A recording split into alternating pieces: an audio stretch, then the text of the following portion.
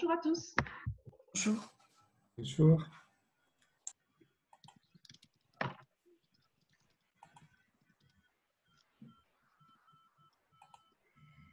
Bonjour Sima.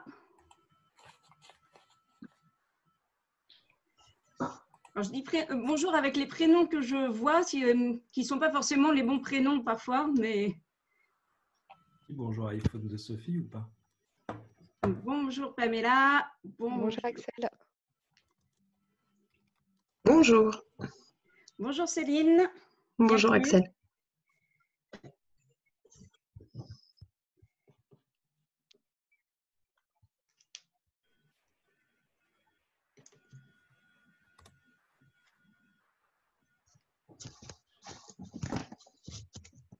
Salut Céline. Salut Hélène. Ça va? Nous ne sommes que deux ou quoi? Ben non, il y a à peu près 15 personnes autour de nous là. Mais je vois pas. J'ai Hélène qui bonjour. nous lance une conversation. Et ça va sinon les enfants, tout ça, on est Ouais, bien. c'est ça. Et alors, pour la personne qui organise, il y a Pascal Le Philippe qui va être en retard, mais qui aimerait bien pouvoir se connecter d'ici limite un quart d'heure si c'est encore possible. Oui, bien sûr, il n'y a pas de souci. Oui, pour merci. tous, si vous voulez voir tous les visages, en haut à droite, vous avez de votre photo, vous avez 3 petits points et vous avez, je crois, quelque chose qui doit s'appeler galerie, Oui. si je ne me trompe pas, qui vous permet de voir tous les visages en même temps.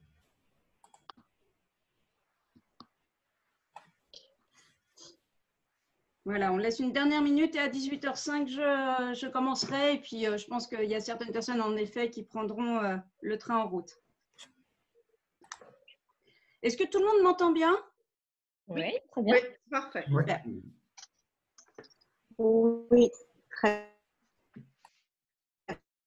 Bonsoir. Et bonsoir Jackie. Ouais, bonsoir Lito. Ah oui, bonsoir Lito.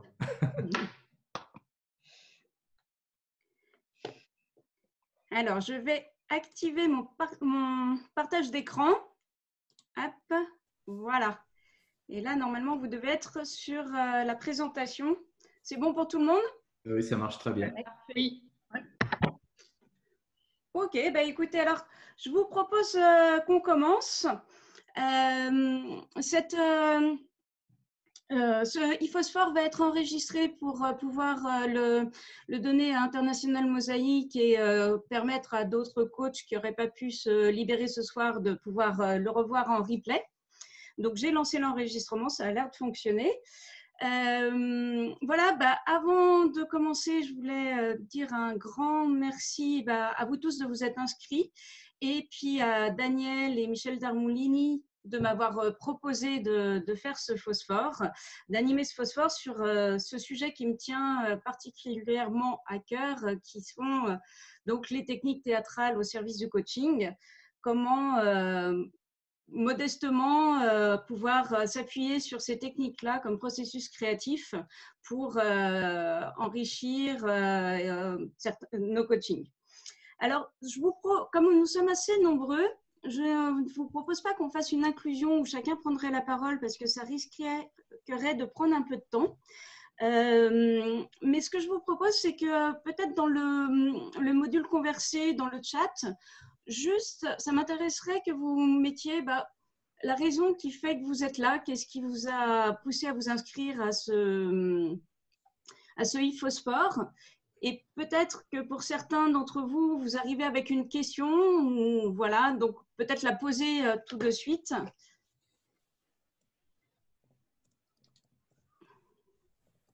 Voilà, je vois Nathalie, l'intérêt pour les arts. Ok.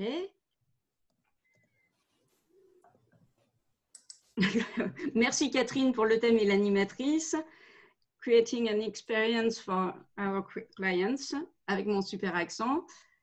La curiosité, besoin d'enrichir ma pratique pour Nathalie. Donc, on a certaines personnes, je vois Céline, qui font déjà du théâtre en amateur.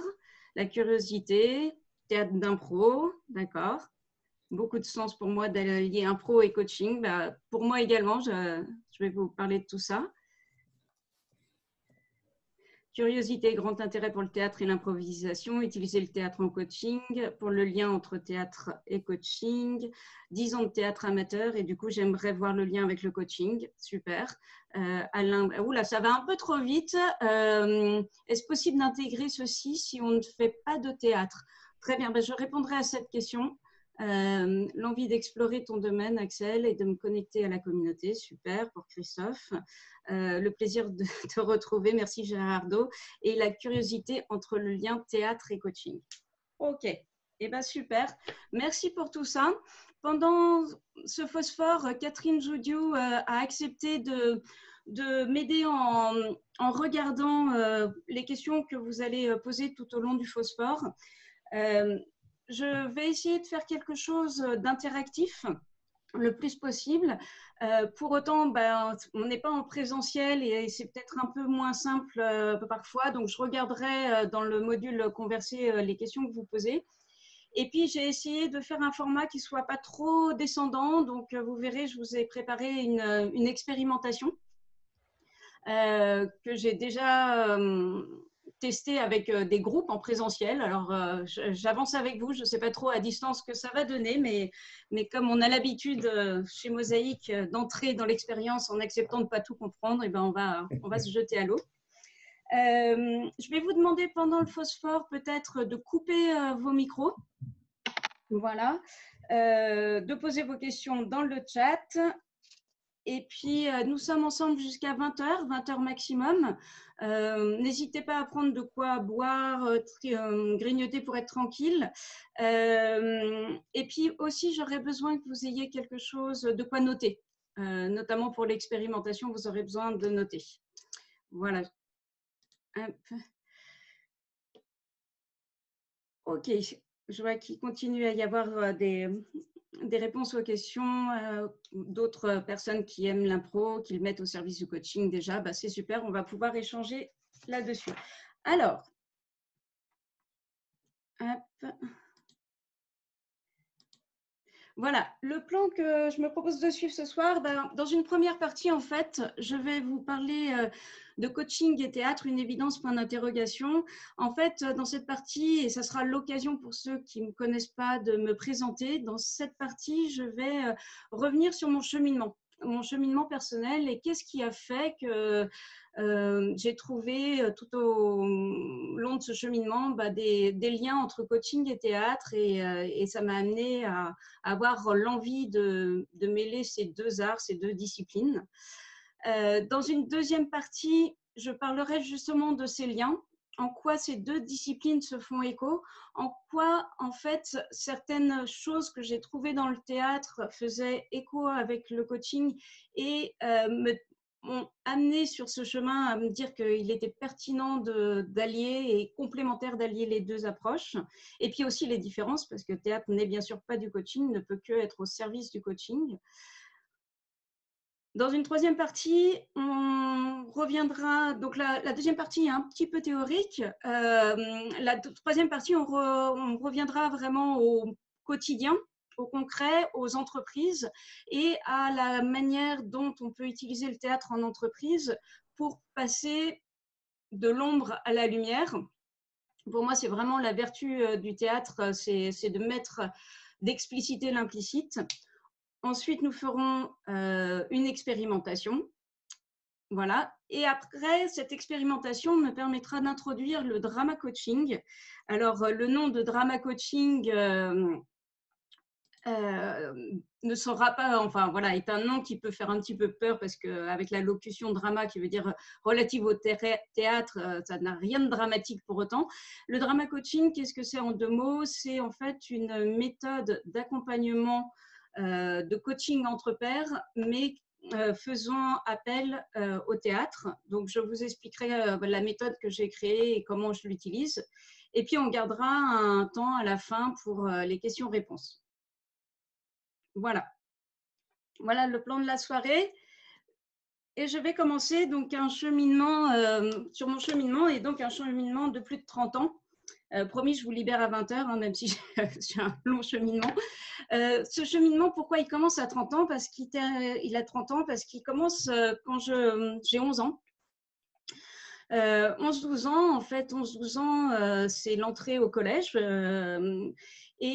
Contrairement à ce petit dessin où où la petite fille est tout sourire, bah, pour moi, l'entrée au collège ne se fait pas de façon si facile que ça, puisque j'ai des gros soucis de santé à ce moment-là, enfin des soucis pas très graves, mais des gros soucis de maux de ventre qui m'empêchent littéralement d'aller en cours. Donc, je ne vais pas en cours pendant plus d'un mois parce que je suis clouée au lit par ces maux de ventre, je perds des kilos.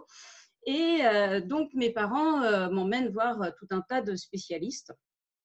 Et un jour, dans un cabinet de médecin, le diagnostic est posé, c'est rien de grave, je souffre de crise de colopathie aiguë, c'est juste handicapant.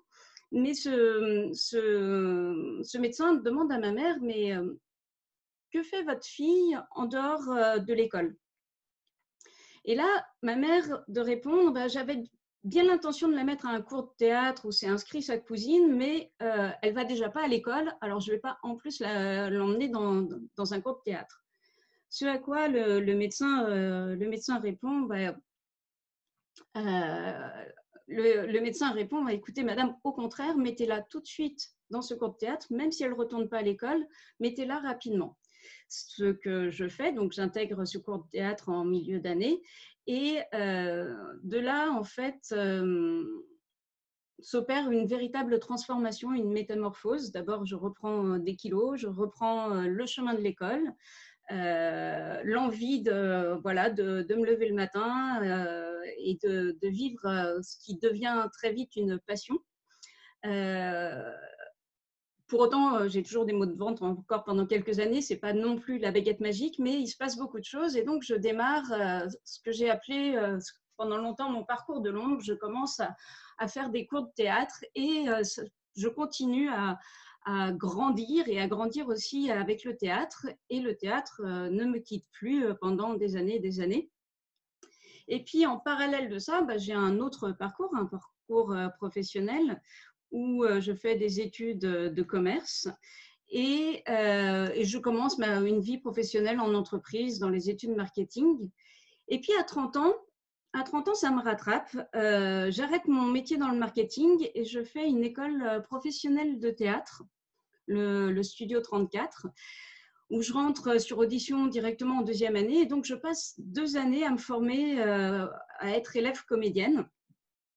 Non pas avec l'intention d'embrasser sur le tard une carrière de comédienne, absolument pas, puisque d'abord, ça ne m'anime pas, mais vraiment avec cette idée de se dire, il y a quelque chose dans le théâtre qui me fait grandir, qui me fait bouger, qui me motive et qui me transforme, et j'aimerais aller plus loin dans cet art.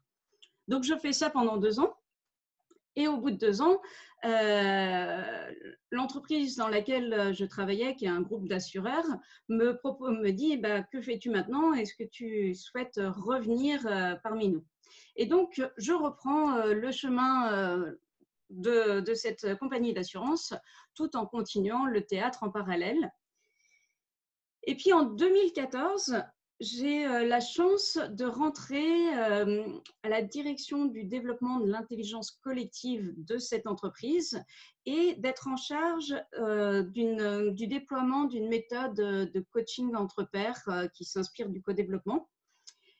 Et dans ce poste, en fait, je me retrouve en contact avec tout un pool de coachs internes, externes, et je découvre ce métier de coaching qui me plaît, enfin, qui me donne vraiment envie, et je demande à me former au coaching.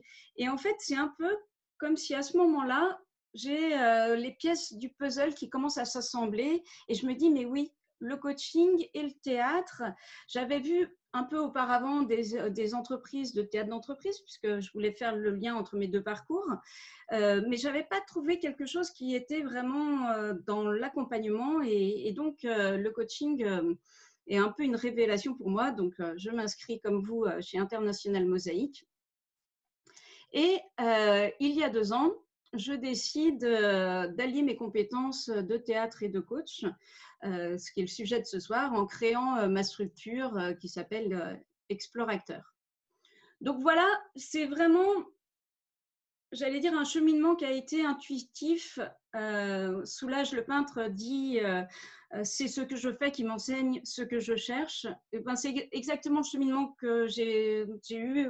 Je ne savais pas du tout où ça me menait. Et aujourd'hui, vraiment, c'est un cheminement qui prend tout son sens.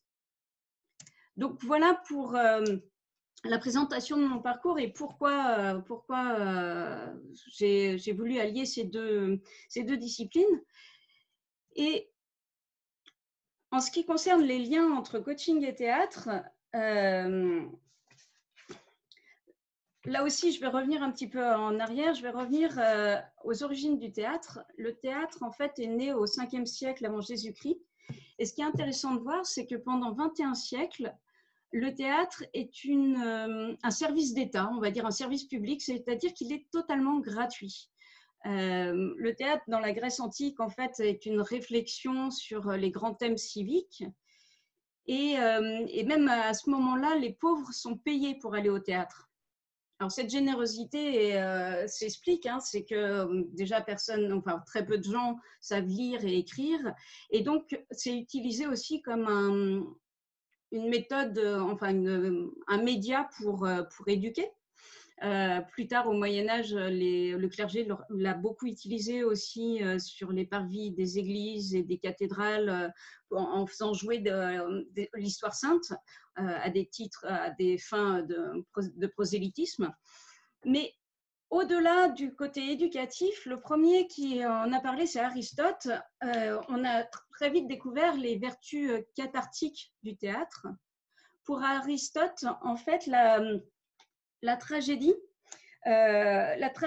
permet une prise de conscience et une purification de l'âme. Et, excusez-moi. Et en fait, cette vertu cathartique, c'est l'idée selon laquelle, en fait, quand le spectateur voit sur scène des passions qui se déchaînent, lui-même ne va pas va en ressortir purifié, apaisé. Et en fait, beaucoup de gens ont parlé de cette vertu cathartique du théâtre. Et notamment, j'ai une phrase que j'aime bien de Pierre Corneille qui en a parlé, que je vous lis, parce qu'elle est c'est très linéaire dans sa vision des choses, c'est peut-être un peu plus systémique dans la réalité, mais je vous le lis.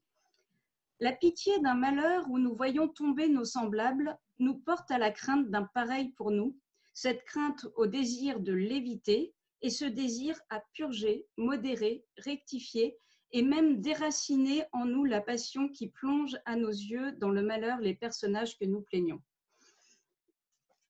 Donc voilà sur la vertu cathartique. Donc en ce sens-là, le théâtre, dès le début, est un espace-temps créateur de changement comme le coaching.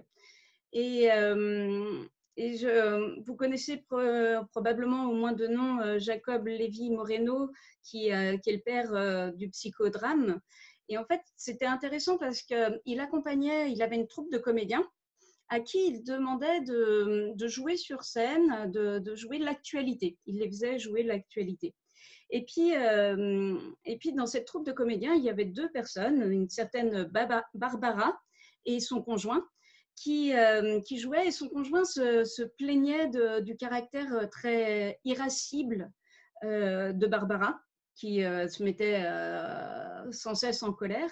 Et Moreno a l'idée de lui proposer un rôle de prostituée caractérielle.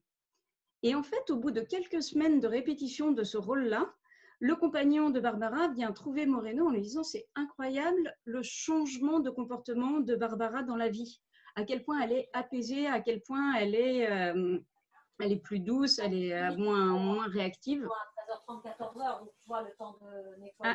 Il y a peut-être quelqu'un qui a son micro qui est ouvert. Je m'en fiche, moi c'est la demi-heure. Voilà, je vous remercie. Voilà, de qui. Et donc voilà, au travers du cas Barbara, on voit à quel point le théâtre peut modifier les comportements. C'est un peu, je ne sais pas si vous connaissez cette phrase de Wallace Ting, qui est un peintre, et qui dit « Quand l'idée est au bout du pinceau, pas besoin d'aller au bout de l'idée ».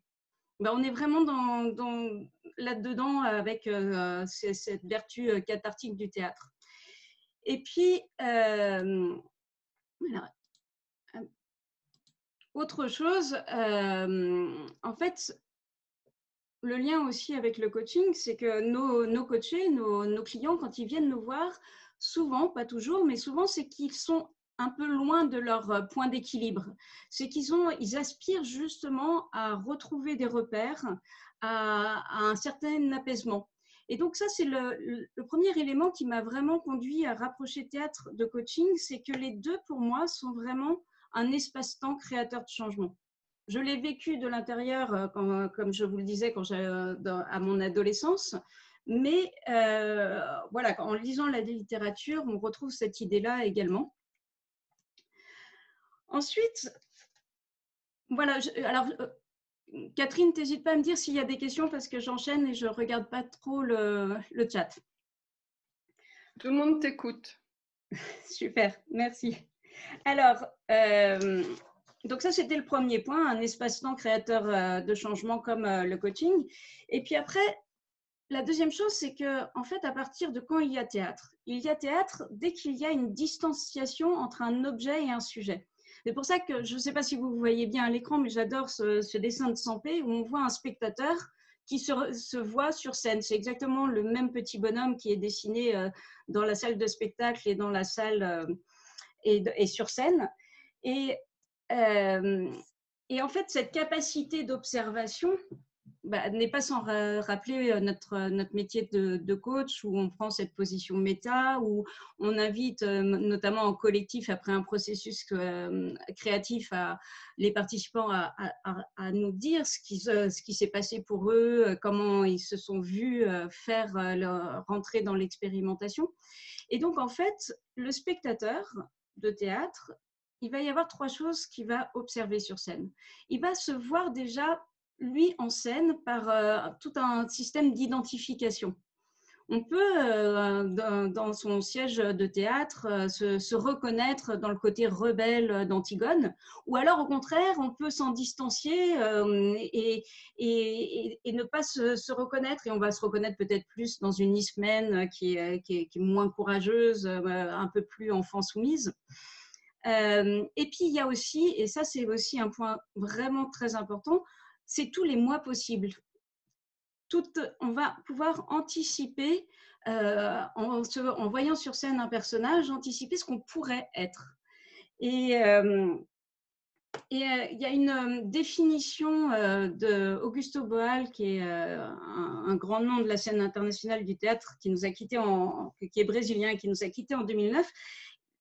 Lui, dans sa vision des choses, la personnalité est une réduction de la personne. Alors, je vous lis ces mots parce que ça sera plus clair. Alors, je cite. « Nous avons tout en nous. Nous sommes une personne. Mais une personne si riche et si violente, si intense, si multiforme et avec de si nombreux visages que nous sommes contraints de la réduire. » Donc, la personnalité serait une réduction de la personne. Et en fait, moi, j'adore ce concept-là puisque j'y retrouve exactement le regard du coach sur son coaché. Le coaché est bien plus que ce qu'il fait. C'est-à-dire que quand on regarde notre coaché comme un champion du monde, on le regarde avec tous ses possibles.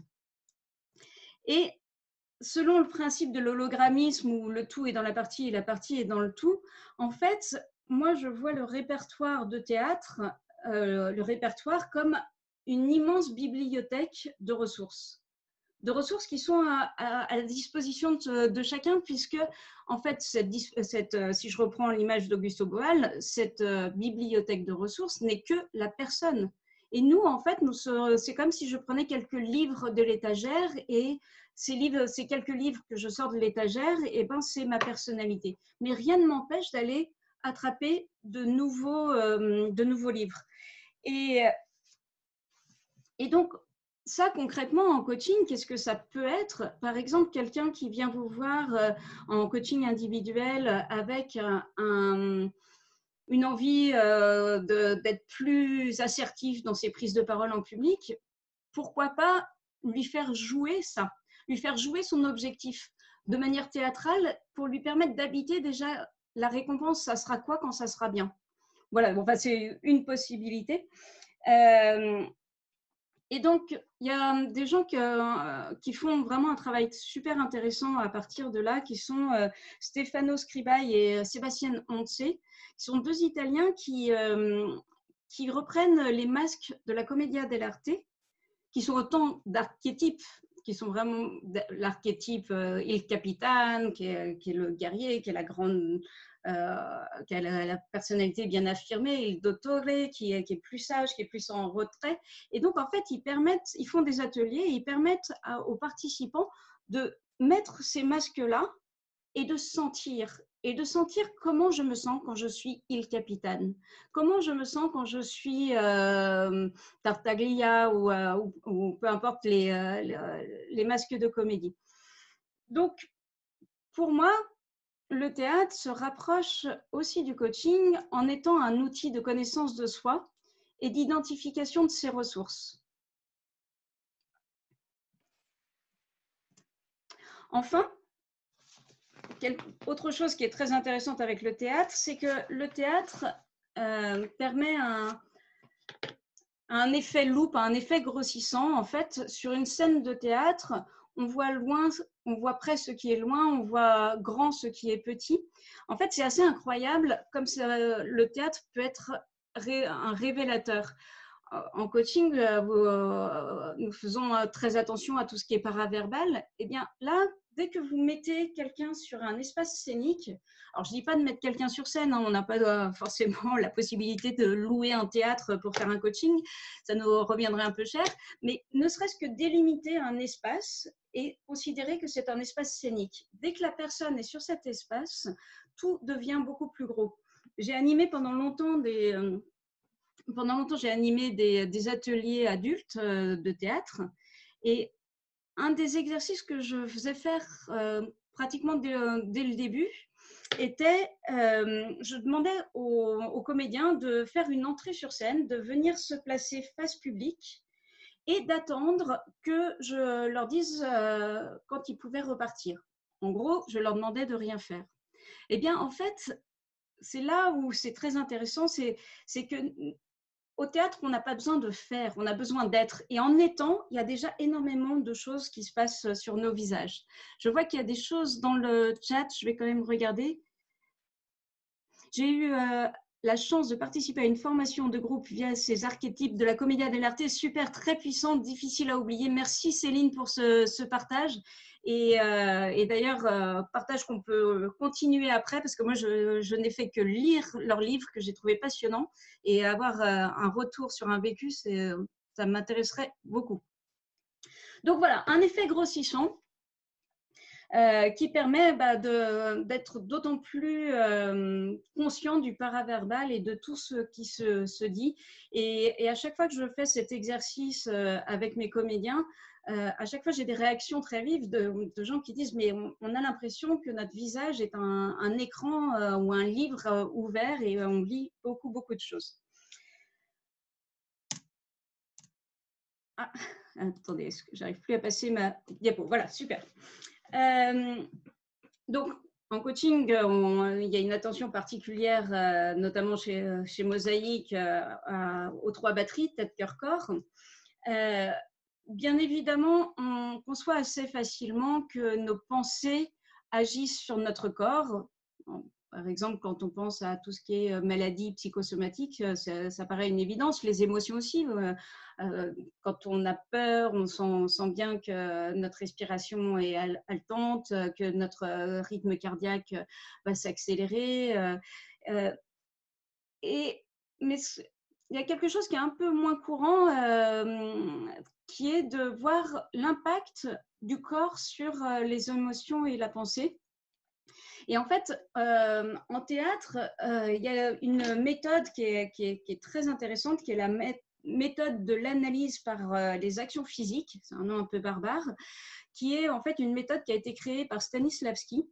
Et en fait, Stanislavski, quand il mettait en scène une pièce, il demandait à ses comédiens de jouer organiquement d'abord la pièce. C'est-à-dire que la pièce, avant d'apprendre le texte, passait par les corps. On jouait les corps avant de jouer le texte. Et pourquoi ça? Parce que pour Stanislavski, en fait, le corps la gestuelle va faire créer des pensées et des émotions. Et alors, c'est marrant, en faisant un peu des recherches, j'ai vu qu'il y avait une chercheuse américaine qui s'appelle Amy Cuddy. Alors, Amy, A-M-Y, et Cuddy, C-U-2-D-Y. Je vous l'appelle parce qu'elle a fait un TEDx qui est vraiment très intéressant. Eh bien, elle a fait des recherches qui confirment tout à fait l'intuition de Stanislavski. C'est-à-dire qu'elle a pris des volontaires, j'allais dire des cobayes, mais c'est un peu ça, enfin des volontaires, et elle demandait à ces volontaires, pendant 2 minutes, uniquement pendant 2 minutes, de prendre une posture corporelle de domination ou de soumission. Posture corporelle de domination, et elle faisait une analyse d'urine, je crois, juste avant et juste après. Et elle leur demandait, une fois les 2 minutes passées, aussi de faire un pari. Ils devaient parier, alors je ne me souviens plus trop de tous les détails du protocole, mais ce qui est très intéressant, c'est qu'avec juste 2 minutes d'une posture, que ce soit de domination ou de soumission, eh bien, le taux de cortisol, qui est l'hormone du stress, et de testostérone, qui est l'hormone de domination, vont complètement changer. C'est-à-dire que 2 minutes de domination, de pause de domination, fait augmenter de 20% le taux de testostérone dans le sang, et à l'inverse, la cortisol baisse, l'hormone du stress baisse de 25%. Quand on voit ça, et quand on en situation de coaching, se dire que faire jouer des personnes qui manquent peut-être de confiance en elles, qui sont peut-être très stressées, peut-être au bord de l'épuisement professionnel, leur demander juste 2 minutes de se mettre dans une posture de domination aurait des effets palpables, j'allais dire physiques, intéressants. Donc voilà, sur le corps. Et du coup, dans mes coachings et dans le drama coaching, je vais avoir vraiment une attention particulière au corps avant d'aller dans les pensées, avant d'aller dans les émotions. Enfin, autre élément que je trouve très intéressant dans le théâtre, c'est... alors, je vais faire un petit détour. Il y a un docteur qui s'appelle Tal Schaller, qui est un docteur suisse, qui s'est intéressé aux tribus primitives et à la manière dont ces tribus primitives géraient le stress, les émotions. Vous vous souvenez sans doute du schéma de Hansel sur la résistance au stress, enfin non, sur la réaction au stress.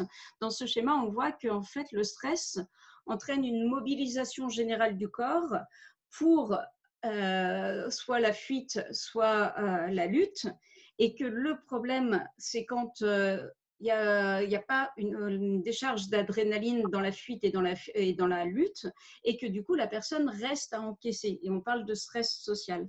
Et ben, c'est intéressant parce que Tal Schaller, le médecin dont je parlais juste avant, s'est intéressé aux tribus primitives et à cette gestion des émotions. Et dans ces tribus-là, en fait, il y a des espaces qui sont réservés à la décharge émotionnelle. Et l'histoire que je me raconte, c'est qu'après, ces espaces de décharge émotionnelle ont petit à petit disparu. Notamment, je pense que les carnavals avaient cette fonction, et que petit à petit, il y a de moins en moins de carnavals et puis ils sont très policés, que les bizutages, par exemple, dans les écoles, avaient aussi cette fonction de défouloir. Et donc, aujourd'hui, on n'a plus beaucoup d'espace où on peut décharger ses émotions de manière sécurisée, bien sûr, écologique aussi. C'est pour ça que ça demande un certain isolement. Et personnellement, j'ai trouvé, moi, sur la scène du théâtre, un espace pour le faire. Je me souviens encore en école de théâtre d'avoir joué le rôle de Marie Tudor, qui est une reine sanguinaire qui était habitée d'une grande colère. Et je me souviens à quel point pour moi c'était... je prenais plaisir à ça, à jouer ce rôle-là, et à quel point ça me vidait en fait, littéralement. Donc, au théâtre comme au coaching, une attention particulière aux 3 batteries. Et je vais regarder un petit peu parce que je crois qu'il y a des choses dans le chat. J'ai eu, voilà, ça j'avais vu. Très utile en coaching et la prise de parole en public. Super. Ben, on va pouvoir à la fin, dans le temps des questions-réponses, ça m'intéressera qu'on échange sur tout ça parce qu'il y a certainement plein de choses à savoir. Le théâtre peut être craint par certains, tout à fait, j'en parlerai. Comment ta proposition est accueillie par tes coachés? Y a-t-il des résistances? J'en parlerai tout à l'heure. Et Catherine, je compte sur toi pour me le rappeler si j'oublie. Voilà. Alors, à chaque fois que je vois le chat, j'ai du mal à passer. Voilà.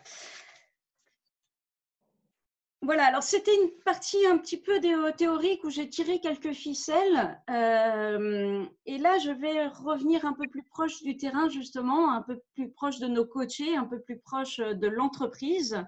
Alors, je regarde si j'oublie rien. Oui, alors oui, parce que j'ai parlé beaucoup, en effet, et merci à la personne qui a posé la question, j'ai parlé beaucoup des similitudes. Après, il y a des différences, et notamment la première différence, pour moi, c'est que quand on va à un cours, un atelier de théâtre, on fait certainement des choses. Moi, ça a été très transformateur pour moi. Pour autant, je n'avais fait aucune demande. Je n'avais jamais demandé à être transformée et je suis absolument incapable de savoir ce qui s'est passé concrètement et je n'ai pas appris à apprendre. Donc, le théâtre peut être au service du coaching, mais n'est pas un coaching. Pour autant, la grande vertu pour moi du théâtre, c'est de passer de l'ombre à la lumière. Je vais vous montrer en quoi ça me paraît particulièrement pertinent dans l'univers de l'entreprise. Alors, quand vous voyez vos coachés ou vos managers pour un coaching d'équipe la première fois, très vite, ils vont vous parler de leur environnement et ils vont vous parler notamment, ils vont se situer, alors soit vous faites un dessin systémique, c'est mieux, mais souvent, ils vont aller directement sur un organigramme. Et un organigramme, bah, en gros, ça ressemble à ça. Et puis, finalement, vous allez avoir ces données-là, mais l'organigramme est complètement différent de l'organisation, puisque l'organisation est un organisme vivant. Et donc, en fait, vous allez avoir ça aussi. Voilà, vous allez avoir des activités communes, vous allez avoir dans l'ombre, en fait, tapis tout un nombre d'informations, des sentiments, des admirations, des craintes, des passifs, des liens familiaux, des copains d'école, des aventures amoureuses, toute une série de choses dont vous n'êtes pas au courant, qui ne sont pas visibles à première vue. Voilà. Donc, en fait, la différence entre un organigramme et une organisation, c'est qu'une organisation en cybernétique, on dirait que c'est un système ouvert. En fait, dès que vous vous adressez à de la relation humaine, vous êtes dans une sorte de boîte noire. Vous pouvez voir ce qu'il y a comme input, mais vous ne savez jamais ce qu'il y aura comme output. Eh bien, en coaching et en coaching en plus appuyé sur le théâtre, on peut aller travailler à l'intérieur de cette boîte noire. Alors, cette boîte noire, c'est quoi?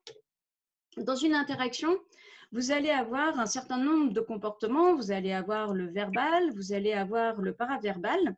Et tout ce qui est verbal et paraverbal, c'est quelque chose qui va plutôt lentement. Alors qu'il y a autre chose qui va beaucoup plus vite, qui sont les pensées, les émotions, les réactions internes, j'entends, les petites voix dans la tête, le chacal, la girafe éventuellement.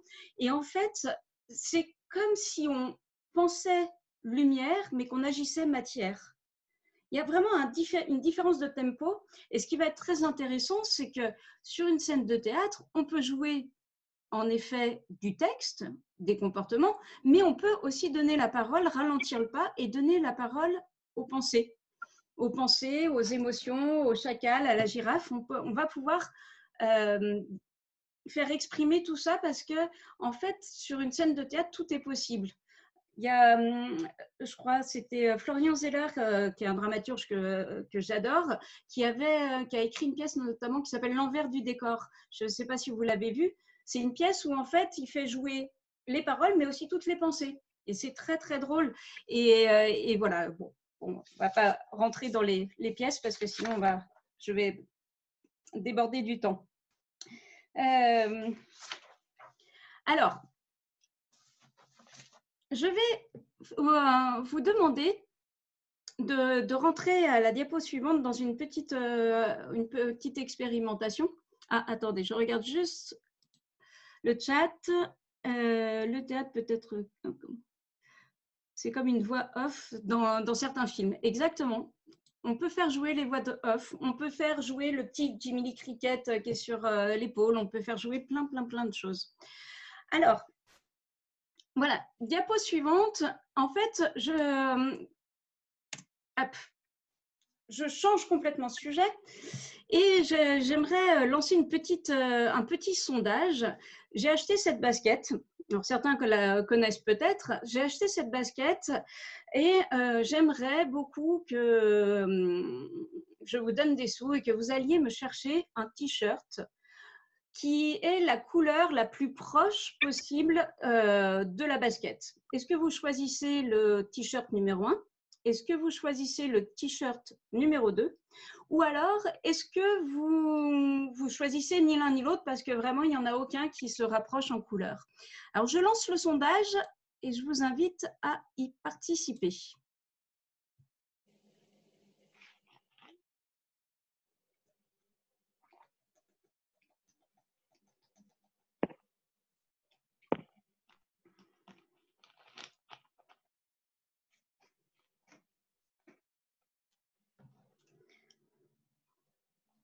Ok, je vais mettre encore quelques personnes. Je vais mettre fin au sondage et vous communiquer les résultats.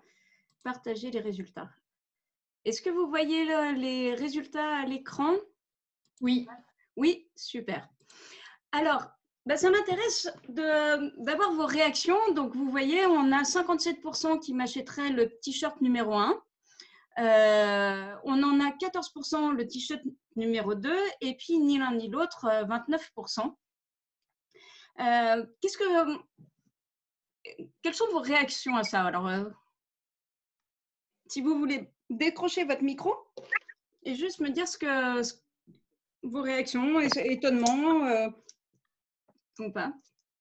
Moi, je ne suis pas surprise parce qu'on ne perçoit pas tous les couleurs de la même manière. Ouais. Ok, pas de surprise pour Nathalie. C'est normal, on ne perçoit pas de la même façon. Gerardo? Bon? Moi, je suis surprise de la surprise de Nathalie. C'est mon regard de peintre qui apparaît. et je peux vous dire qu'on ne voit pas tous de la même manière les couleurs. Axel? Oui. Ouais, moi, c'est Alain. Moi, j'ai eu un problème parce que je vois les deux couleurs. C'est-à-dire que le daim, je le vois rose, mais toutes les bandes, je les vois bleues.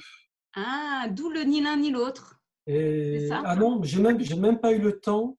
Parce que pour moi, c'est l'un et l'autre. C'est pas ni l'un ni l'autre. Ah oui, d'accord. C'est l'un et l'autre. En fait, j'avais rajouté Je n'ai pas participé. Voilà. D'accord. Ok. Alain, je vois exactement la même chose que vous. Hein. Je vois les deux couleurs. Et ce qui est assez étonnant, c'est que ça a évolué. Au début, je voyais le bleu. Et au fur et à mesure que je regardais l'image, le rose est apparu et je voyais les deux. Donc, j'aurais dû mettre je vois l'un et l'autre aussi comme possibilité de réponse. Ok. En fait, pourquoi ce petit test? Parce que certes, on ne voit pas les couleurs de la même manière, comme le dit Nathalie, mais je pense que ça va beaucoup plus loin que ça. On ne perçoit pas la réalité de la même manière.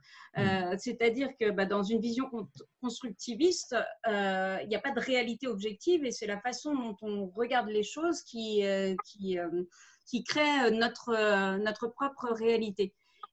Alors, attendez, je regarde, le rose va mieux avec le gris, couleur dominante. OK. Et donc, en fait, alors, attendez, hop, arrêtez le partage des résultats.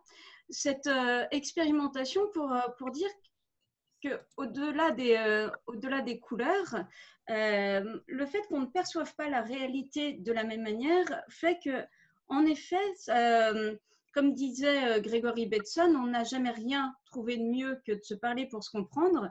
Et en fait, en théâtre, on va aller interroger toute l'ombre, on va aller parler, dire mais comment toi tu vois cette basket, quelle est la couleur, on va créer de la discussion sur les ressentis des uns et des autres. Alors, j'essaye de passer à la diapo suivante. Oui, c'est bon. Alors, si on fait une analogie avec l'iceberg, eh ben, il y a donc une partie visible qui est tout ce qui est les paroles qui sont échangées dans une interaction, le corps, les comportements. On va ce qui se passe au moment présent, l'environnement dans lequel se passe l'interaction.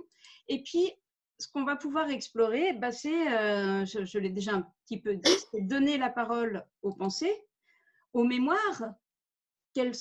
Dans cette situation, qu'est-ce qui t'est venu comme image, quel écho ça a fait pour toi. Donc, on va ralentir vraiment le pas, on va revisualiser la scène en interrogeant tout ça.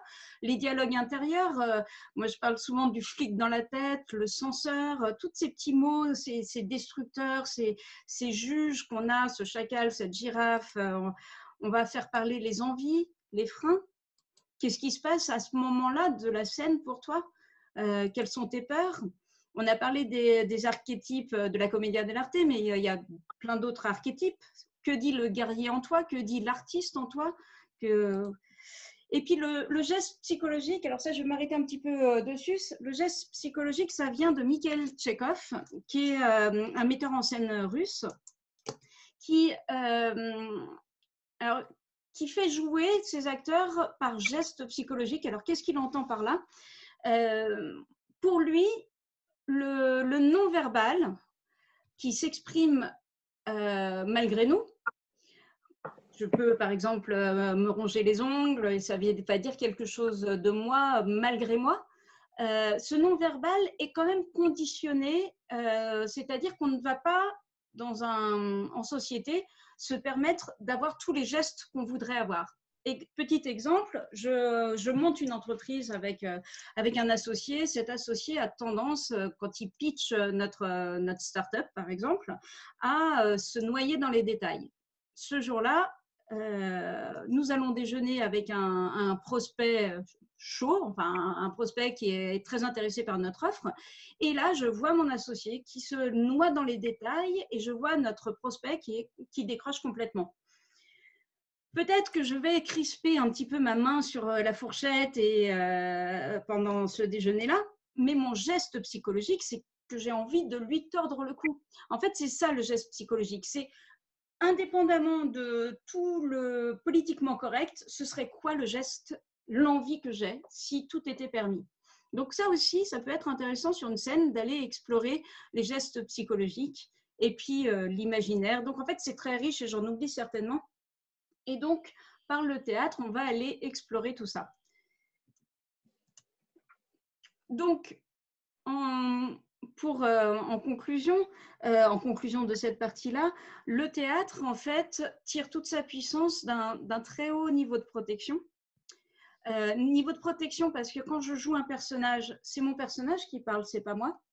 Donc, il y a cette distanciation qui me protège. Il y a le fait aussi, j'utilise le théâtre notamment dans des ateliers pour un cabinet d'outplacement, parce que en training comportemental, on peut rembobiner, la répétition est mise au théâtre, on peut refaire. Et puis, on peut recourir aussi à tout un tas d'artifices. Je le fais de temps en temps en drama coaching, des accessoires, des costumes, des masques. Pour ceux qui ont eu la chance, et sinon pour les autres, je vous invite vraiment à le faire, de vivre un atelier clown. Le nez de clown est le plus petit masque qui soit. C'est incroyable comme je me sens protégée dès que je mets ce nez de clown. En fait, ça fait vraiment un écran entre mon public et moi. Et quand on a la chance d'être sur une vraie scène de théâtre, personnellement, moi j'adore les projecteurs. Tout le monde n'aime pas, mais parce que ça aveugle et on ne voit pas le public. Il y a plein de protections. Alors là, dans le cadre d'un coaching, on a rarement des projecteurs. Hein, je n'aurais peut-être pas dû le mettre. Et un haut niveau aussi de permission. On peut tout en théâtre, on peut oser, il n'y a pas de censure, il n'y a pas de bon ou de mauvais. En fait, tout est possible. Il y a, est-ce que c'est juste? Est-ce que ça sonne juste?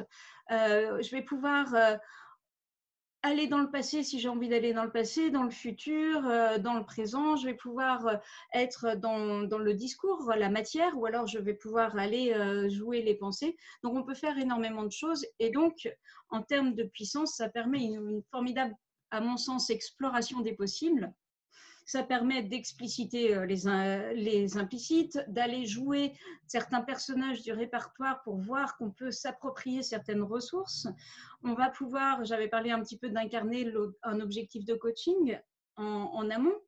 On peut en faire du training comportemental, ça aide à se connaître, à se décentrer aussi.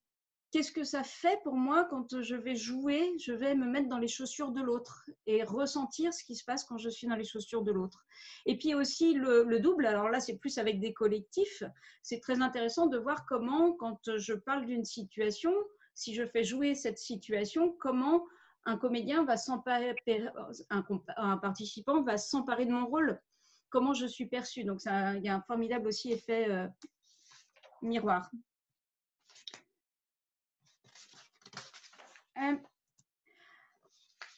Alors, je quitte toute la partie descendante pour rentrer dans de l'expérimentation. Avant ça, est-ce qu'il y a des questions, des réactions? On peut se prendre un petit temps là maintenant avant de rentrer dans l'expérimentation, si vous avez envie.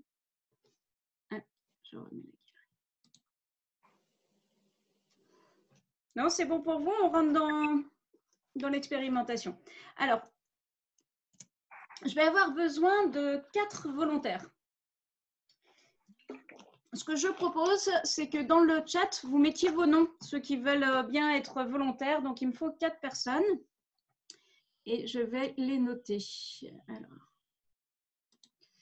Alors, conversation. Donc, j'ai Catherine, j'ai Céline. Attendez, je marque. Catherine, Céline. Catherine, Céline, Gilles. Il m'en faudrait un 4e. Catherine, Céline, Gilles. Ah, parce qu'il y aurait une 4e personne pour cette expérimentation. Ah non, génial. Ok, merci beaucoup Catherine. Il y a Hélène qui voulait aussi, ça fait 5. Non, mais c'est pas grave.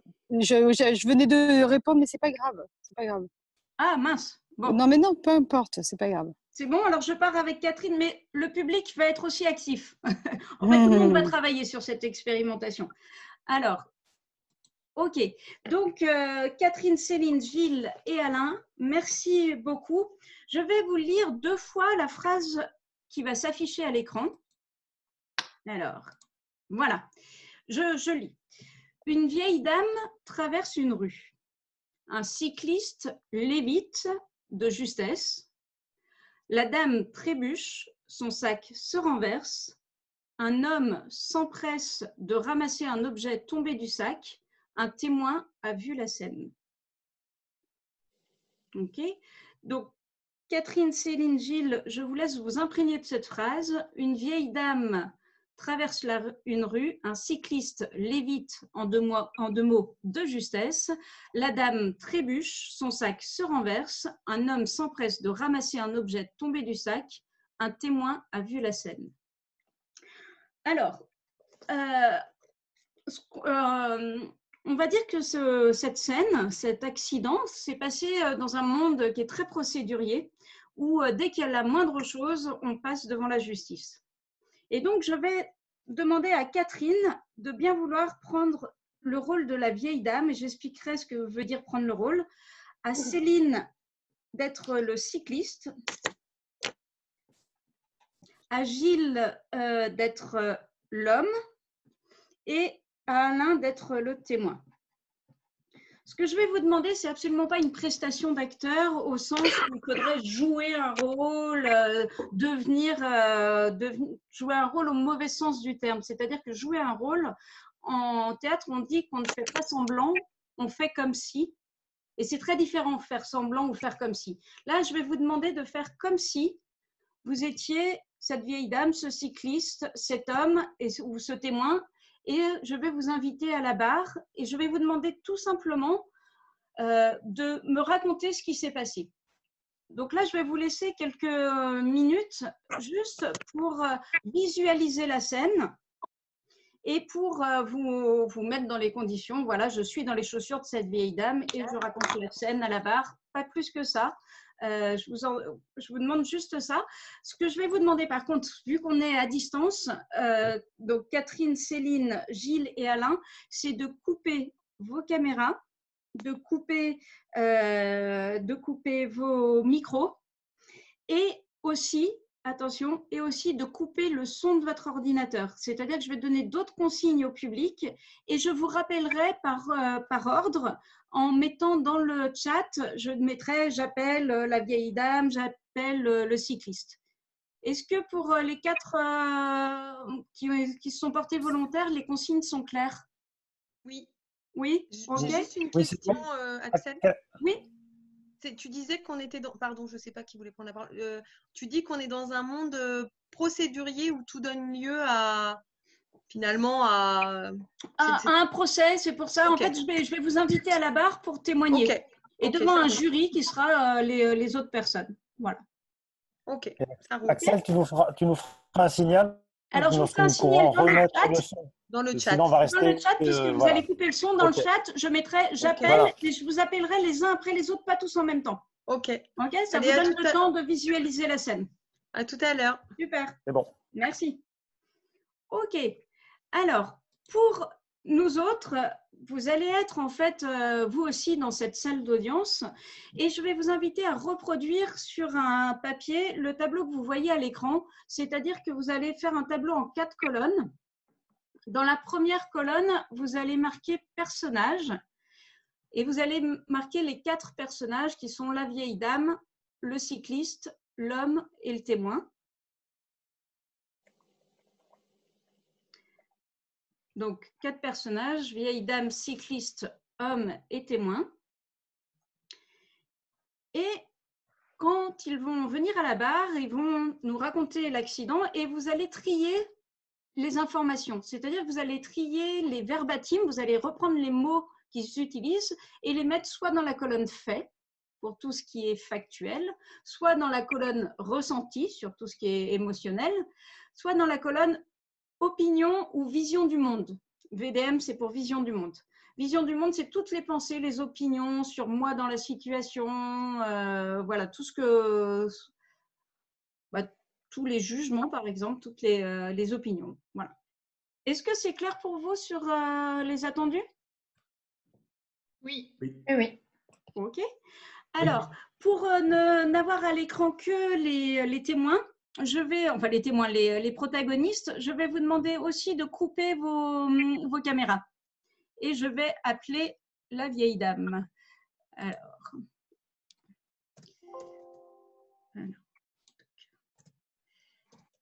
J'appelle la vieille dame. Hop. Voilà. Alors, j'espère qu'ils vont pouvoir revenir.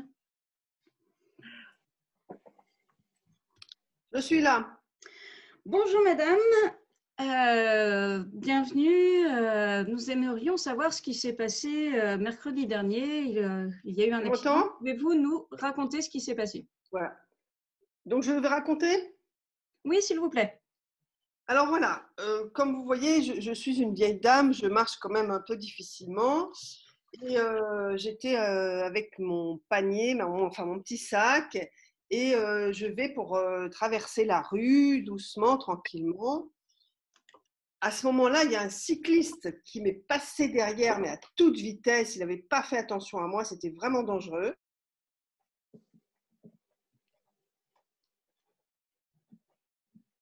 Là, franchement, j'ai très peur.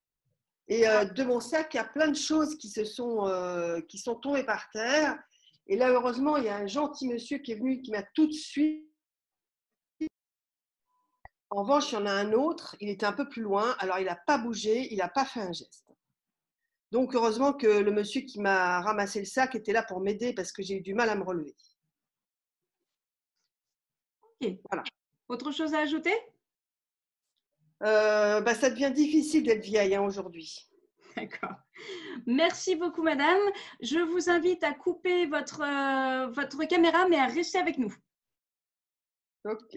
Et je vais appeler la personne suivante. Donc, on peut entendre. Oui, oui, oui. Là, maintenant, oui. Alors, j'appelle le cycliste. Ou la cycliste, plutôt. Mais...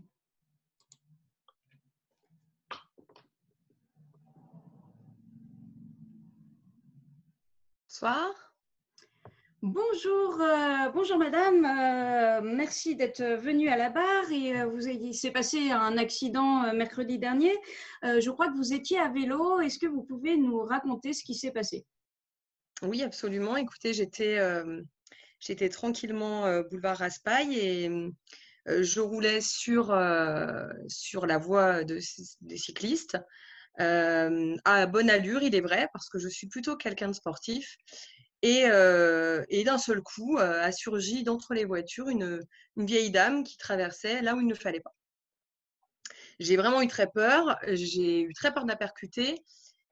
Bon, heureusement, comme j'ai de bons réflexes, je l'ai évité de justesse. D'accord. Autre chose à ajouter? Non, bon, je suis contente qu'il n'y ait pas eu d'accident. Bon, elle m'a insultée vertement alors qu'elle était aussi dans son tort. Et voilà, je me souviens qu'elle m'a traité de chauffeur à roulettes. D'accord.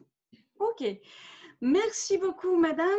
Je vous invite à quitter votre vidéo, mais restez avec nous et écoutez bien. Je vais appeler le témoin, enfin la personne suivante, qui est l'homme. Alors, Très bien.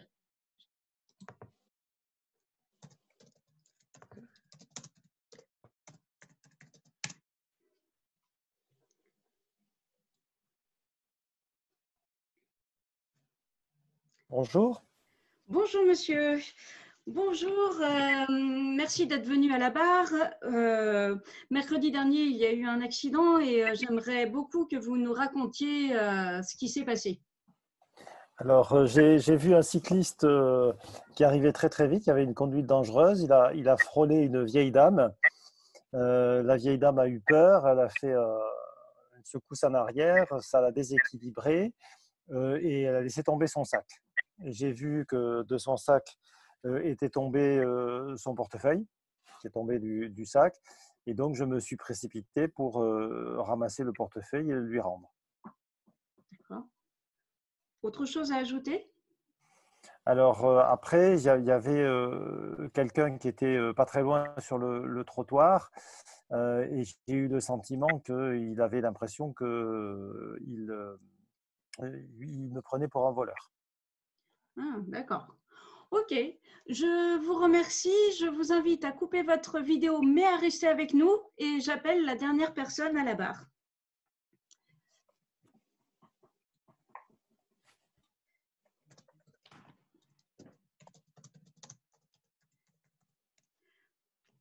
Ok, donc nous avons un témoin. Oui.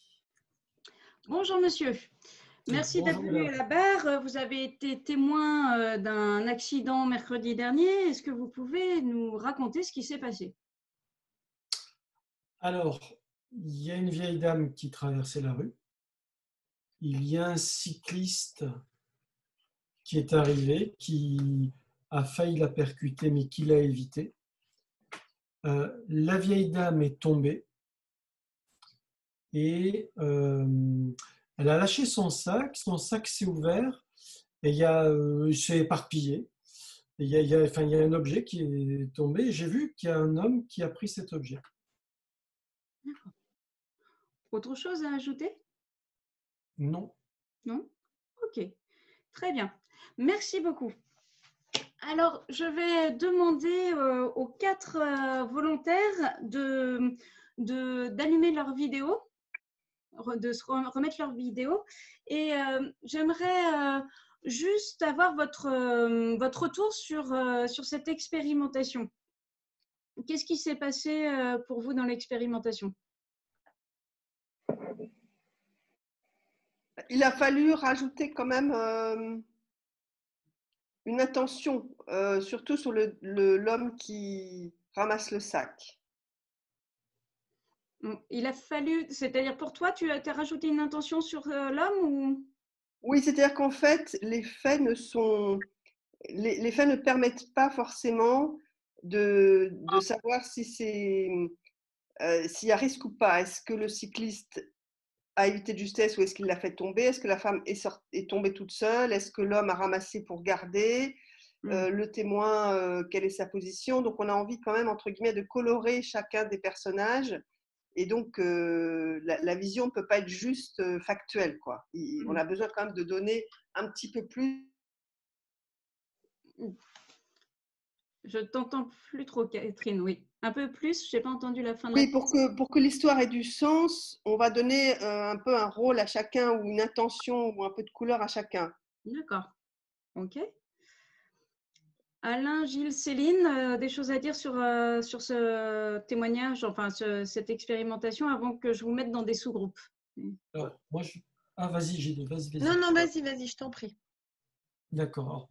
Moi, en tant que témoin, j'ai bien noté au départ, Axel, que tu nous as dit c'est un univers très procédurier, où tout ce qui est dit peut être source de procès. Du coup, j'étais très prudent. Ok. J'ai essayé de me limiter aux faits, sachant que si je qualifiais les comportements, ça pouvait se retourner contre moi. D'accord. Voilà. J'ai ça dans mes consignes. Ok, super. Et il y a une deuxième chose, c'est que malgré tout, parce que j'aurais pu m'en tenir à ce qui était écrit, c'était hyper factuel, mais malgré tout, dans la manière dont j'ai raconté, j'ai rajouté, ben oui, le sac s'est ouvert, c'est venu comme ça. Et il y a plein d'objets qui sont éparpillés, etc. Donc, ce que j'en tire, c'est que quand on raconte une histoire, on la recrée, hein, on refait une autre réalité. Et peut-être que voilà, j'ai recréé, mais j'en ai rajouté, il y a mon imagination qui est revenue dessus. Ok. Céline? Alors, du coup, c'est très curieux parce que, en fait, je me rends compte que j'avais retenu l'histoire et les faits pour être sûre d'interagir correctement, mais je n'ai vu la scène que de mon point de vue, c'est-à-dire que je me vois manquer l'accident de justesse, enfin, hop, arriver à rattraper le coup, et en fait, je suis un cycliste, il ne s'est rien passé. J'ai manqué le truc, je ne m'arrête pas, elle ne tombe pas, moi je ne la vois pas. Pour moi, j'étais dans un seul espace-temps et action. Et comme c'était un univers procédurier, j'ai quand même cru bon de rajouter que c'était quand même pas que de ma faute. Je sentais bien le coup venir qu'on allait m'accuser d'être la vilaine cycliste contre la gentille vieille dame. Donc, elle traversait au mauvais endroit pour moi. D'accord. Ok, donc tu as justifié ton point de vue. Il m'a semblé pouvoir être vraiment en point de vue interne en disant, ok, moi j'allais vite, elle traversait, ça arrive. Bon, il n'y a pas eu d'accident, tant mieux. Okay, super. Gilles, est-ce que tu veux Oui, alors moi je confirme ce que disait la première personne, c'est que j'ai ressenti un grand besoin d'interpréter l'intention du cycliste. Est-ce que le cycliste a fait exprès ou pas? Est-ce qu'il s'est enfui ou pas? L'intention de l'homme qui ramasse, est-ce que c'était un voleur ou pas?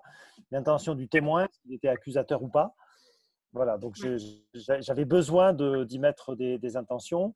Et puis, j'ai eu du mal aussi à rester au fait.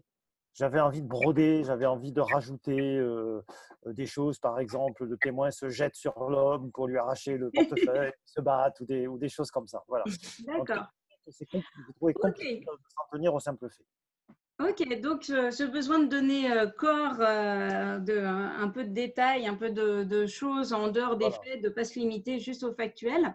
Alors, je ne rebondis pas là-dessus pour l'instant. Ce que je vais faire, c'est que je vais vous mettre en sous-groupe parce que pendant que vous exposiez vos témoignages de ce qui s'était passé, Alain, Céline, Catherine et Gilles, les autres participants avaient pour mission de classer l'information entre des faits, des ressentis et des opinions. Et en fait, ce que je vais faire, c'est que les comédiens, je vais vous mettre aussi dans les groupes. Et en fait, ces groupes, je vais vous donner 10 minutes pour partager déjà un peu comment vous avez fait ce classement. Et puis, pour réfléchir par petits groupes de 4, qu'est-ce que cette expérimentation aurait à nous apprendre? Donc, je vous mets dans des groupes. Donc, ça va être des groupes de 4. Alors, attendez, je fais diviser en groupes. Alors, vous serez au moins 4. Voilà, c'est ça. 4-5 participants. Je crée les séances. Je vous donne 10 minutes pour échanger sur le tableau, sur les verbatims, comment vous les avez classés, et ensuite, qu'est-ce que ça aurait à nous apprendre. Ça va pour vous? Oui. Ok. On y va. Ok.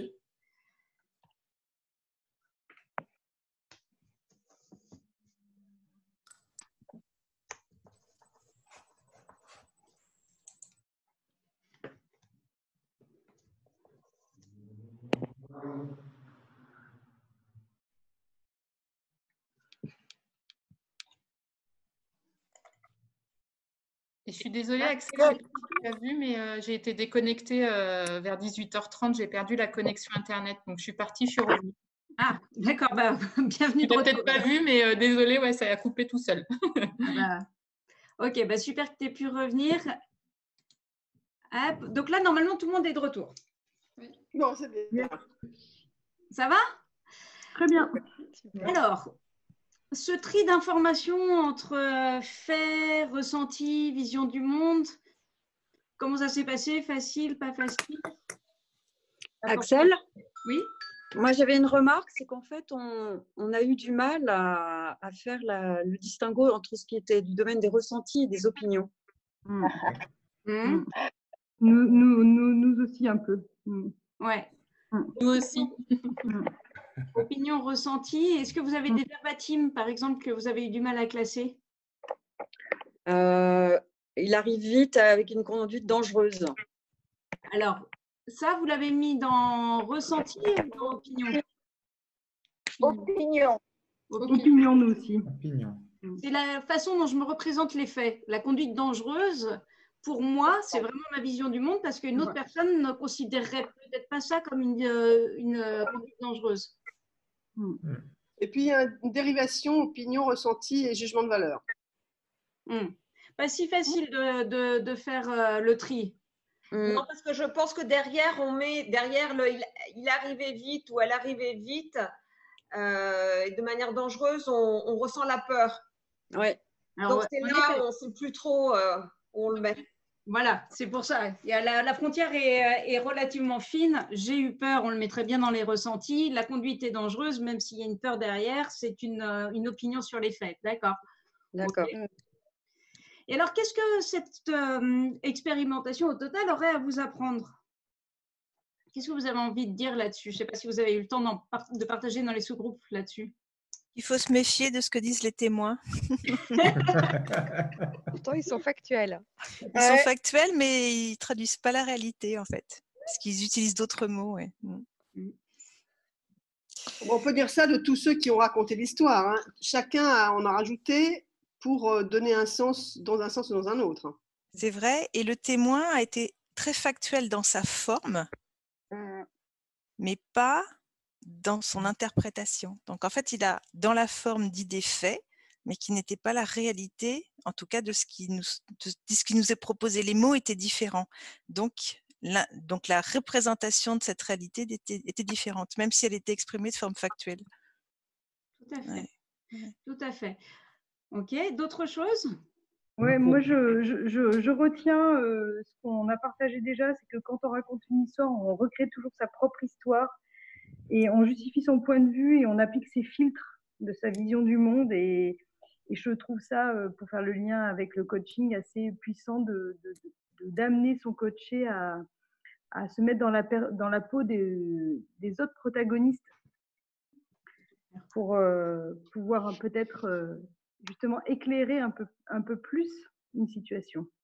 Ok, super. Merci Hélène. Ouais. Moi, j'ai envie de dire que on n'a pas eu le temps de partager ça, c'est dommage, dans notre groupe.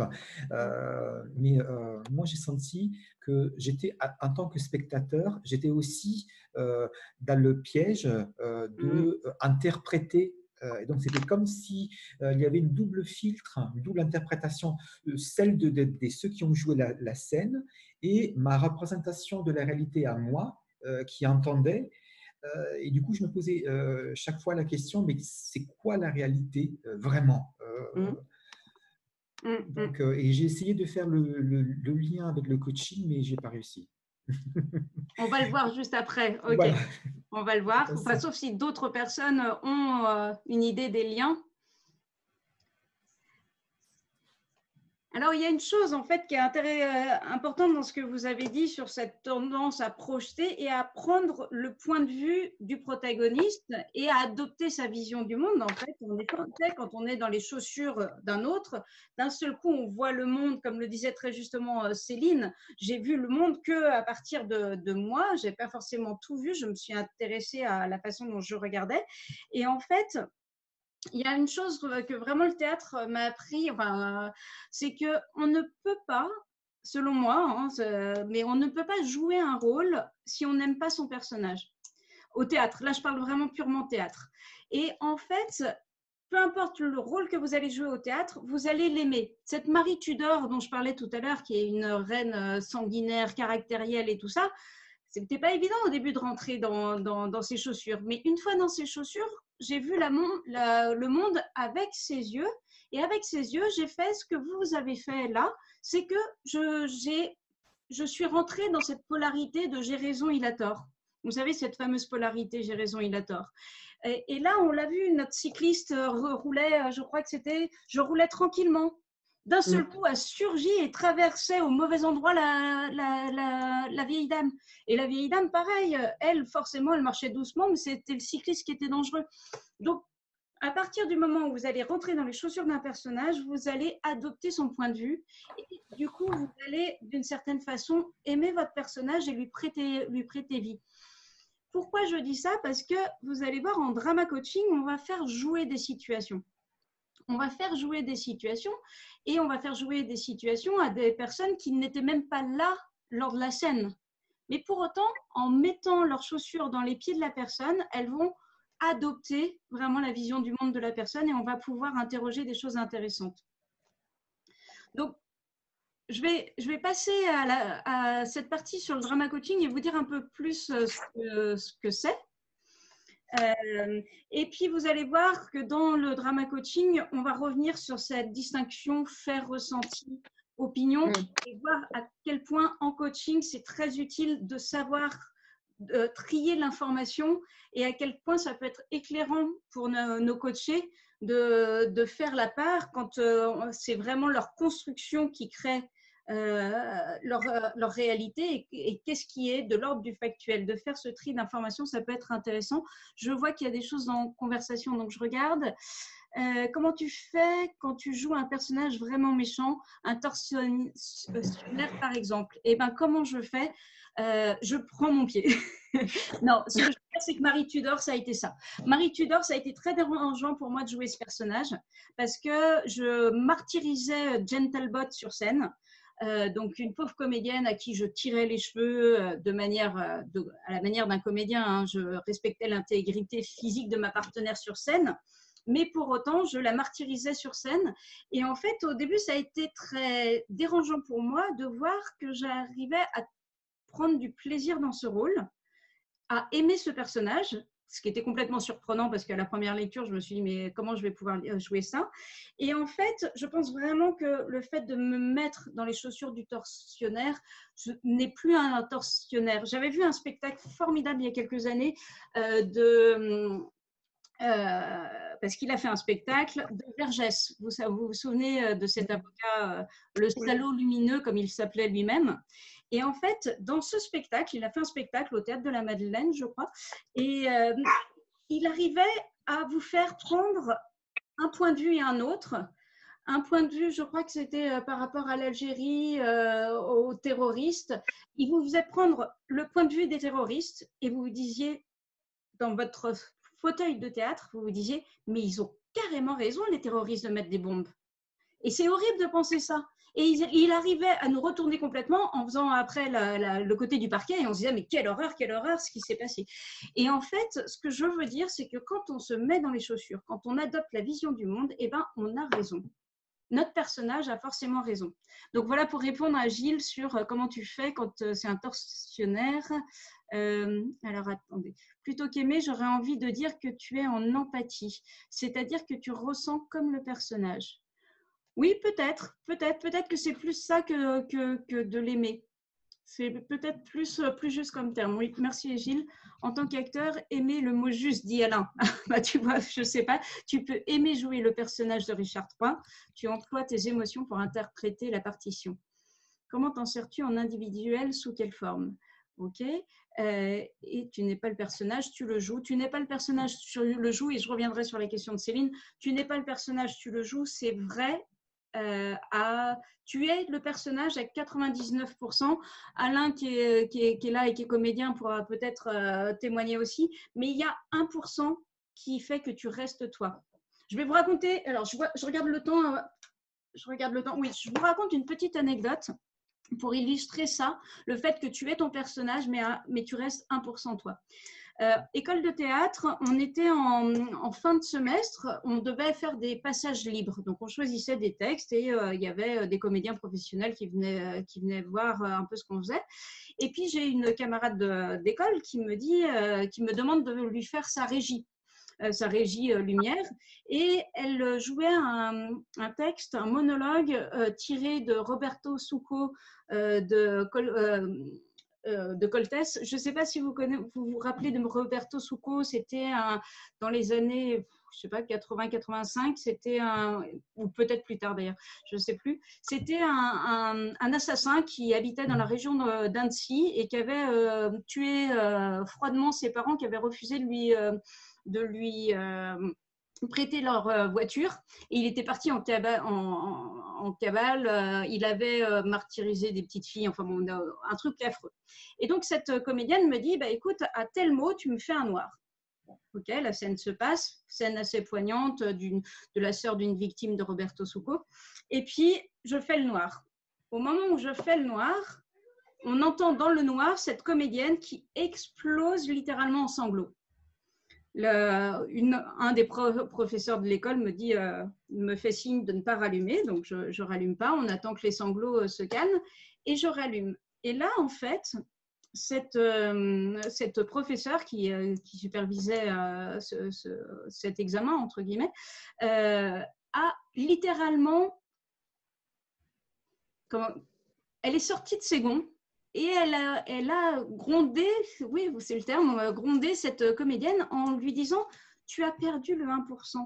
Jamais tu fais ça, c'est beaucoup trop dangereux. » Et elle nous a parlé de ce fameux 99%. Quand on joue un rôle, on devient sur scène ponctuellement à 99% ce personnage, mais il y a un 1% qui fait qu'on va respecter l'intégrité physique du partenaire, 1% qui fait qu'après, au moment du salut, on va redevenir qui on est. Et c'est très dangereux pour un comédien de perdre ce 1%-là. Et d'après cette professeure, je ne sais pas si c'est, enfin j'imagine que c'est vrai, Simone Signoret était une comédienne qui avait justement du mal à sortir de ses rôles. Et voilà, ce qui expliquerait peut-être certains comportements qu'elle avait, mais bon, ça je ne sais pas trop. Tu n'es pas un personnage, tu le joues. Pour moi, tu le joues, tu l'es à 99%, mais tu ne l'es pas à 100%. Enfin voilà, ça c'est peut-être un débat, et puis c'est un point de vue personnel. Je passe au drama coaching, et puis on verra comment on utilise le coaching en individuel. Moi, je le fais surtout en équipe. Enfin, en équipe, je le fais en collectif. Alors, le drama coaching, qu'est-ce que c'est? Donc, le drama coaching, je me suis très largement inspirée. Je vous disais qu'en 2014, je m'étais occupée de la diffusion d'une méthode de co-développement, de coaching entre pairs inspirée du co-développement qui s'appelle Ciscodev. Et ben, je me suis inspirée de ce principe-là. Et donc, en fait, le drama coaching, c'est une méthode que j'ai mis en place qui est une méthode de coaching entre pairs, donc des personnes qui n'ont pas de lien hiérarchique, qui recourent au théâtre et qui sert le besoin d'évolution des participants, tout en se centrant leur évolution professionnelle et en se centrant notamment sur leurs interactions. comment ils interagissent dans l'entreprise et quelles sont les évolutions, les changements qu'ils veulent voir dans ces interactions. Concrètement, comment ça marche? En fait, c'est des groupes de 6 à 8 personnes qui vont se réunir régulièrement. Et ces personnes vont arriver avec une situation présente. Donc, je ne retourne pas dans le passé, il faut que ce soit encore actif aujourd'hui. On ne va pas parler de situations qui sont déjà traitées. Donc, quelque chose de présent, d'insatisfaisant ou d'inconfortable qu'ils rencontrent dans leur quotidien professionnel et sur lequel ils ont un désir de changement. Et donc, en fait, chaque participant à ces séances de drama coaching va, dans un premier temps, écrire sous forme d'une phrase courte leur situation. Et puis, il y en a un qui va décider de traiter sa situation et qui va devenir, le temps de la séance, le metteur en scène de sa situation. Et donc, je vous raconterai après peut-être le détail. Là, je vais déjà dresser à grosse maille ce que c'est que le drama coaching. Mais donc, il va faire jouer une situation qui a été inconfortable, insatisfaisante pour lui et qui lui pose encore problème. Et on va aller vraiment dans le concret et il va prendre les différents participants pour jouer les différents rôles. Et à partir de là, un peu comme je l'expliquais tout à l'heure, on va pouvoir explorer très très large puisqu'on va faire jouer les pensées, on va faire jouer la girafe, le chacal, etc. Donc le cadre de référence, je vous le disais, c'est essentiellement... je me suis beaucoup inspirée donc, de cette méthode de co-développement. C'est vraiment le cadre de référence, ça va être la systémie, ça va être le constructivisme, parce que je vais m'intéresser énormément à la façon dont la personne construit sa réalité. Donc, toujours cette idée qu'il n'y a pas de réalité objective. Et puis, je vais aussi utiliser, Augusto Boal a beaucoup travaillé, c'est celui qui a inventé, vous en avez peut-être entendu parler, le théâtre forum. Mais je lui emprunte non pas le théâtre forum, mais le théâtre image. Donc, on va aussi travailler à partir des images. J'expliquerai un peu mieux ça tout à l'heure. Qu'est-ce que ça permet, le drama coaching? Pour moi, ça permet de mieux vivre avec les autres parce que ça permet déjà de prendre conscience du sous-jacent. Ça permet de prendre aussi les chaussures des autres personnes, de gagner en souplesse comportementale. Et puis, ça permet aussi pour soi de prendre du recul sur une situation, etc. etc. Je ne vais pas m'appesantir là-dessus pour plutôt vous expliquer comment ça marche. Alors, pour vous expliquer comment ça marche, très schématiquement, je fais un petit détour par la biologie. Je vous assure que je pars un peu dans tous les sens, mais après, vous comprendrez comment ça s'aligne, tout ça. Alors, petit détour par la biologie. Quand il y a un stimulus. Par exemple, je suis dans une queue de supermarché, il y a quelqu'un qui me passe devant. Eh bien, je vais donc, avec le regard, capter cette information. Et c'est le néocortex qui va lui donner un sens. Donc, le sens, quelqu'un est en train de me dépasser. Le cerveau limbique prend le relais et va confronter ça à ses souvenirs. Comment ça se passe quand quelqu'un me dépasse, voilà. Qu'est-ce que j'en pense? C'est là où on va avoir le jugement qui va arriver. Et puis, le cerveau limbique a une petite glande qui s'appelle l'amygdale, à ne pas confondre avec les amygdales, qui, lui, l'amygdale, son rôle, c'est de faire naître l'émotion la plus appropriée. Et donc, cette amygdale fait naître l'émotion la plus appropriée et va lui donner un degré d'urgence, d'intensité, je dirais. Voilà, quelqu'un me dépasse, si dans le passé, il s'est passé, j'ai des mauvais souvenirs là-dessus, peut-être que ça va me faire naître une colère, peut-être plus, ça peut être un simple agacement ou alors quelque chose d'un peu plus intense.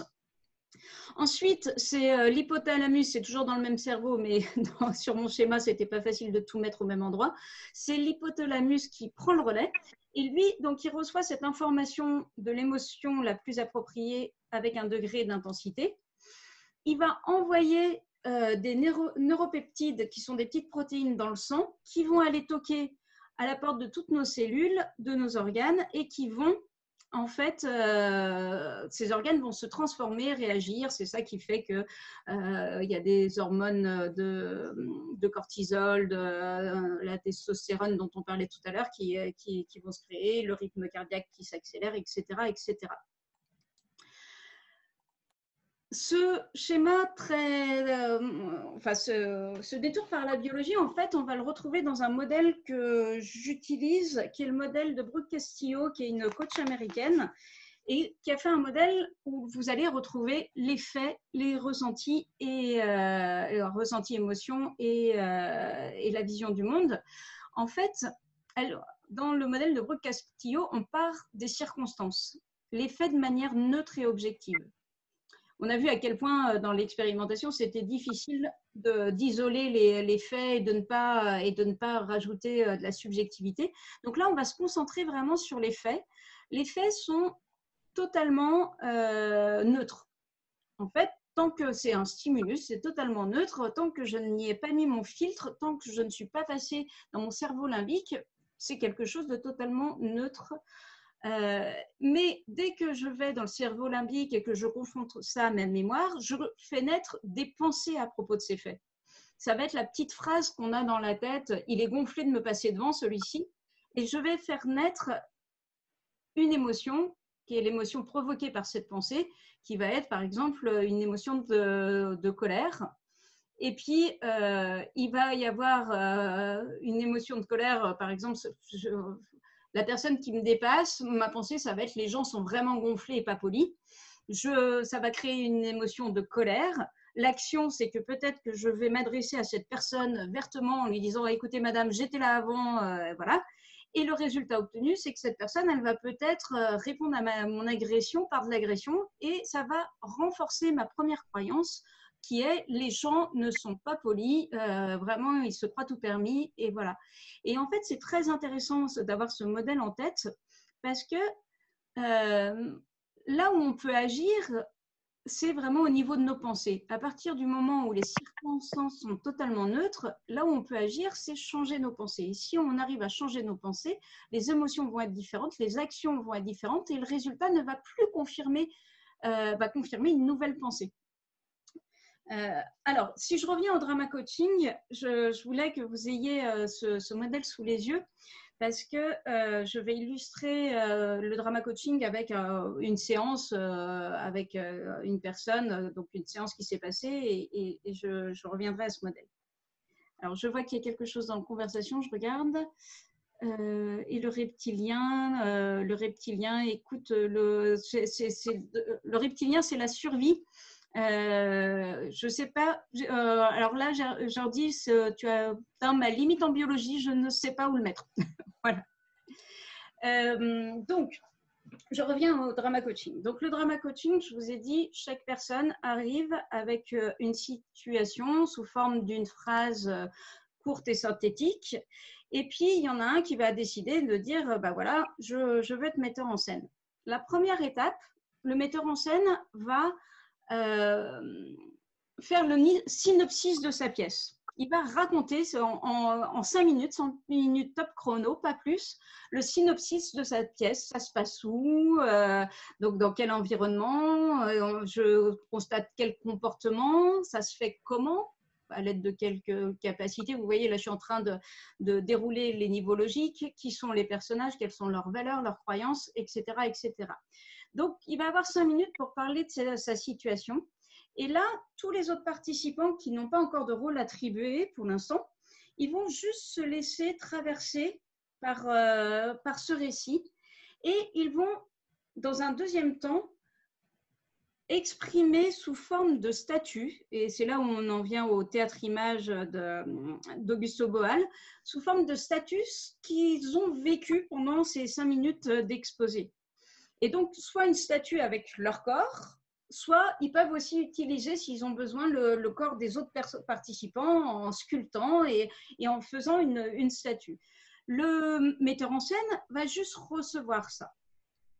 Il va juste recevoir tous ses ressentis et parfois, ça peut être très éclairant pour la personne. De voir que, par exemple, quelque chose qu'elle présente de façon presque anodine, Je l'ai vécu en séance, quelqu'un qui parlait d'harcèlement, c'était vraiment de l'harcèlement, même si elle ne disait pas le mot, et elle le présentait de façon très anodine, mais le reflet qui lui a été fait, c'était c'est pas rien, cette situation, c'est pas rien. Voilà, donc ça peut être très éclairant. Ensuite, une fois que ça c'est fait, le metteur en scène va choisir ses comédiens et il va faire ce qu'on appelle en théâtre un travail à la table. C'est qu'il va vraiment donner un maximum de description des personnages pour que les personnes puissent se mettre dans le comme si, puissent se mettre dans les chaussures de la personne. C'est-à-dire qu'il va lui dire qui sont les acteurs, qui est son personnage, tout ce qu'il sait sur ce personnage, et notamment, rappelez-vous, je vous parlais du corps. On va vraiment comment il marche ce personnage, comment il évolue dans l'espace, tout ce que je vais pouvoir donner en termes corporels, mais aussi connaissance, est-ce qu'il est marié, est-ce qu'il a des enfants, c'est quoi sa situation, tout ce que je vais pouvoir donner va nourrir vraiment mon personnage. Si vous tapez sur Internet questionnaire pour acteurs, vous verrez, il y a des questionnaires qui sont à dispo où vous avez des questionnaires qui font plus de 100 questions pour travailler un personnage. Donc, pendant ce temps de travail à la table, le metteur en scène va donner un maximum d'informations. Et puis, on va se lancer dans la scénette. Donc, on va jouer la scénette et puis, à partir de là, on va explorer. Très souvent, en drama coaching, quand c'est la première fois que les gens font du drama coaching, ils vont jouer juste la scénette avec la partie haute de l'iceberg, c'est-à-dire les paroles, les comportements. Et puis le metteur en scène est le roi de la situation, c'est le client, c'est notre client de coaching, donc c'est lui qui sait, et donc il va réajuster, il va faire de la direction d'acteur, il va dire non, il ne parle pas comme ça ne s'est pas exactement passé comme ça, jusqu'à ce qu'il arrive à quelque chose qui lui convienne. Une fois qu'il arrive avec une représentation, il me reste 10 minutes, donc je vais plus vite, une représentation qui lui convient, ben là, on va pouvoir rajouter des personnages, on va pouvoir rajouter les pensées, on va pouvoir rajouter le chacal, la girafe, le geste psychologique. Éventuellement, on peut refaire la scène juste en geste psychologique, ça peut être super intéressant. Il y a plein de choses, et là, c'est quelque chose qui est co-construit avec le metteur en scène, c'est-à-dire que c'est lui qui sait ce qu'il a besoin d'explorer. Encore une fois, on ne le dépossède pas de sa situation. Et donc, pour vous illustrer un cas concret, c'était donc une séance de drama coaching que j'ai fait chez l'assureur chez qui je travaillais. Et donc, il y avait une participante dont la situation... Les circonstances. Alors, je vais passer au travers du modèle de Brooke Castillo qui est à l'écran. Les circonstances, elle partage son bureau avec 4 personnes. Dans ces 4 personnes, ils ont tous 55, voire un peu plus âgés, 60 ans. Et il y a une personne qui prend son relevé de points. Alors, moi, je ne m'y connais pas trop, mais par rapport à ses points retraite ou à son capital retraite, je ne sais pas trop, et qui, en voyant ça, dit « Oh là là, j'y comprends rien ». Une autre personne du bureau se lève. La metteur en scène, on va l'appeler Martine. Une autre personne du bureau se lève, va voir ce relevé et dit « Eh bien, dis donc, les gars, moi, je vous le dis, il va falloir capitaliser parce que la retraite, ça ne va pas être des F. » Et là, Martine entend ça. Martine, les faits, c'est ce que je viens de vous exposer. C'est ce qu'a dit ce monsieur, ce qu'a dit cette dame. Martine a une pensée sur ces faits qui est « Il n'arrête pas de se plaindre, ce sont vraiment des enfants gâtés. » Elle les a déjà entendus à maintes reprises se plaindre alors qu'elle trouve que ce n'est pas justifié. L'émotion qui naît chez elle, c'est de l'agacement, de la colère. L'action dont nous parle Martine et qu'elle regrette amèrement, elle s'est levée, elle est allée voir ces personnes qui étaient en train de discuter dans son bureau de la retraite et elle leur a dit quelque chose, alors je vous dis de mémoire, mon beau-frère est taxi, il n'a même pas fini de rembourser sa plaque, c'est un indépendant et lui, il n'aura vraiment pas grand-chose pour la retraite. Vous êtes quand même chez un assureur, vous n'avez pas à vous plaindre. Et elle retourne s'asseoir.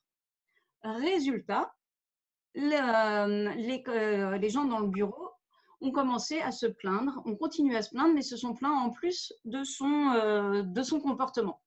Voilà, ils lui ont dit qu'ils n'avaient pas apprécié, et voilà. Martine nous amène ça en situation drama coaching et fait jouer cette séance. Elle la fait jouer d'abord les comportements, vraiment ce qui s'est passé, jusqu'à ce que ça arrive à un niveau où elle dit oui, en gros, c'est ça qui s'est passé. Elle choisit donc les personnes, elle a choisi les personnes qui elle a interprétées. Et puis à un moment, elle commence à dire ça m'intéresserait de savoir les pensées. Et puis elle s'aperçoit que la première personne qui lit son relevé n'a pas des pensées de plainte, mais des pensées vraiment plus de crainte, de peur. Celui qui s'est levé en lui disant faites gaffe, il n'y aura pas BZF à la retraite, pareil, il y a beaucoup de pensées d'angoisse, comment on va faire et tout ça. Et puis, Martine, à un moment, je lui propose de réintégrer sa place dans la scène ou, si elle préfère, la place de quelqu'un d'autre. Et elle décide de prendre la place de la première personne qui avait son relevé. Et là, elle se retrouve dans du ressenti, à ressentir ce que ressent ce personnage.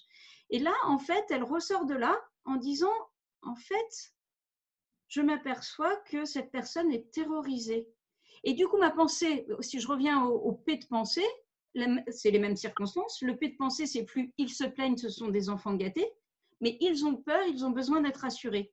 Et ça crée une émotion plutôt de compassion, d'empathie. Et ça lui donne envie, alors on ne rejoue pas la scène, ça lui donne envie en tout cas d'être beaucoup plus à l'écoute, d'autant plus que cette personne qui a un rôle aussi dans ses fonctions RH d'accompagner les gens. Et du coup, elle a vraiment beaucoup plus, elle change complètement à partir de sa pensée, elle change d'envie. C'est voilà, un petit exemple, parce que souvent, les séances de drama coaching durent, quand on prend le temps de les faire, c'est plutôt 2h30, 3h, et il se passe plein de choses. Donc là, j'ai été obligée de vous prendre un cas qui était très anecdotique, mais après, ça peut être intéressant quand il y a plusieurs scènes. Quelles sont les scènes? On prend, là, le travail à la table, ça va être aussi un découpage. Quelles sont les scènes, les actes? Qu'est-ce qu'il faut jouer? Qu'est-ce qui n'a pas besoin d'explorer? Et donc voilà, il nous reste plus que 5 minutes, donc j'arrive un peu au bout. C'est très rapide pour vous expliquer le drama coaching, mais volontiers pour poursuivre les échanges. Il nous reste 5 minutes, donc je vais essayer de prendre les questions, les réactions. Et puis, à 20h, on libérera bien sûr tous ceux qui ont besoin de partir. Et je vous ai mis sur cette dernière diapo mon adresse mail. N'hésitez pas à venir vers moi si vous avez des réactions ou des questions ou envie qu'on échange. On peut continuer à un autre moment. Voilà, la parole est à vous. Alors moi, j'avais noté dans ce qui a été dit qu'il y avait une question, enfin parmi ce qui n'a pas été répondu, on va dire, une question sur l'individuel. Pardon ? Il y avait une question qui a été posée sur comment on traite, comment on l'utilise sur l'individuel. Ah oui, comment on l'utilise sur l'individuel? Alors, sur l'individuel, personnellement, je l'ai peu utilisé. Je l'ai utilisé que à deux reprises parce que moi, je me suis vraiment beaucoup plus spécialisée dans le collectif. Je l'ai utilisé, comme je l'ai dit tout à l'heure, sur incarner un objectif. Ça sera comment quand ce sera bien. Et par exemple, dans mon entourage, qui est déjà comme ça? Qui a déjà cette compétence? Et je vais juste habiter les chaussures de cette personne et voir ce que ça fait. Juste pour, voilà, ça ne veut pas dire que je vais devenir cette personne, hein, qu'il y aura le travail de coaching, mais c'est déjà incarner la récompense. Vous vous souvenez, en coaching, on voyait que dans une décision, il y a la récompense, il y a l'effort que ça va nous demander. Est-ce que ça me rapproche ou pas de mes valeurs? Et ben, ça permet d'expérimenter ça. Et je l'ai expérimenté une autre fois sur une personne qui avait une problématique de prise de parole en public. Et en fait, je l'ai fait jouer un petit monologue de Jean-Paul Allègre sur la gourmandise. La gourmandise qui fait tout un plaidoyer pour ne plus être un péché capital, mais pour être une vertu. Et c'est un texte qui est très drôle, mais qui est très engagé. Et en fait, cette personne voulait voir comment mettre de la conviction dans son discours. Et du coup, elle a pu travailler, on a pu travailler à partir de ce texte. Voilà. Pour répondre de manière anecdotique, peut-être qu'il y a d'autres personnes qui veulent témoigner d'accompagnement individuel avec du théâtre et du coaching. Voilà, personnellement, je l'ai fait plutôt en collectif. Alors, je vais aller dans le chat. Il y a aussi une autre question qui a été posée, c'était qu'en est-il de ceux qui ont peur, qui vont craindre? Est-ce qu'il n'y a pas des résistances à faire du théâtre? Super. Merci de me poser cette question. Moi, j'ai eu à intervenir en théâtre à plusieurs reprises, notamment je travaille pour Paris Dauphine dans les modules de lancement, enfin les premiers séminaires de lancement des promos du CHEA. Et la première fois que je suis intervenue pour eux, j'avais été annoncée comme théâtre et on allait travailler en théâtre. Erreur, d'abord, premier apprentissage pour moi, vraiment veiller à la communication en amont, parce que du coup, il y avait vraiment des personnes qui avaient beaucoup de craintes par rapport au théâtre. Donc moi, quand j'interviens maintenant, j'interviens en tant que coach et non pas en tant que théâtreuse. Par contre, je le mets au service. Mais par exemple, en drama coaching, je me souviens d'une participante qui m'avait dit, en fait, j'avais un peu peur de jouer au théâtre, mais je m'aperçois qu'on ne me demande pas de jouer dans le sens fabriqué, parce qu'il y a une illusion qui serait qu'on fabrique quelque chose, qu'on compose un rôle. On ne compose pas un rôle. On fait comme si, et donc dans, par exemple, du drama coaching, vous avez le texte et on vous demande surtout pas de fabriquer des émotions, mais de ressentir pour pouvoir donner à voir ce qui se passe à l'intérieur. Et du coup, ça décomplexe, je ne sais pas, beaucoup les participants parce qu'on leur demande surtout pas de faire, mais juste d'être et de témoigner de ce qui se passe chez eux. Et du coup, il ne peut pas y avoir de faux. Il y a que, enfin, ça peut être que du juste le ressenti. Qu'est-ce que je ressens? Voilà, c'est. Je regarde. Oui, il y a la question toujours par rapport à la crainte, c'est comment se sentir en protection. Alors, quelle permission on se donne quand on est contraint par le texte et la mise en scène? Voilà. Alors, par exemple, je suis intervenue pour un codir alors là, pour le coup, je suis intervenue sur le mieux travailler ensemble et je les ai fait travailler en improvisation. Je ne l'avais pas annoncé. Cette fois, je ne l'avais pas annoncé, donc j'ai travaillé en improvisation. Pour autant, dans une approche comme ça, il faut être super progressif. Avant de les emmener dans une improvisation texte, je les ai fait travailler pendant 3 heures en impro. En fait, il y a tout plein d'exercices d'impro qui sont très simples et qui ne mettent pas en danger. Par exemple, pour cet après-midi-là, je leur ai demandé de commencer juste en formant des lettres à 2 ou à 3. Non, par binôme. Par binôme, ils devaient former des lettres. La lettre A, la lettre F, la lettre E. Et c'est déjà une première impro. Comment, sans parler, j'arrive déjà à faire du oui et. La personne a commencé à faire un F en faisant cette barre-là, bah, je vais faire la barre d'en dessous. Et donc, en fait, c'est super, super progressif avant d'être vraiment en jeu théâtral quand on travaille avec de l'impro. Quand on travaille en drama coaching, il y a surtout un travail sur l'alliance et sur le cadre qui est vraiment à poser. Et il y avait une autre question, est-ce qu'on peut mettre du théâtre dans ces coachings, même si on n'a pas fait de théâtre? Oui. Oui, vous avez tous fait du théâtre, vous avez tous été enfants, vous avez tous joué au papa et à la maman, vous avez tous joué à faire comme si vous étiez le docteur, à faire comme si vous étiez le patient. Donc pour moi, le théâtre, avoir un passé de théâtre, bien sûr que ça aide. Ça aide notamment avec un œil de metteur en scène et avoir fait de la direction d'acteur, à très vite savoir si la personne est en train de sentir ou de fabriquer. Ça, c'est sûr que ça aide. Mais honnêtement, je pense que n'importe quel spectateur est capable de dire après une pièce, ah bah lui, il surjouait ou lui, il n'était pas très crédible dans son rôle. Donc, pour moi, tout le monde est capable de le faire.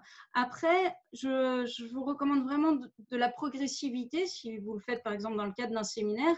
Et vous avez des super livres avec plein d'exercices de théâtre. Par exemple, vous avez ça. Oui, alors je ne sais pas si vous le voyez à l'endroit ou à l'envers. Moi, je le vois à l'envers. Non, parce que on a ton écran là. Ah, vous avez mon écran. Attendez, j'arrête le partage. Hop. Voilà, excusez-moi, ce sera beaucoup mieux comme ça, en effet.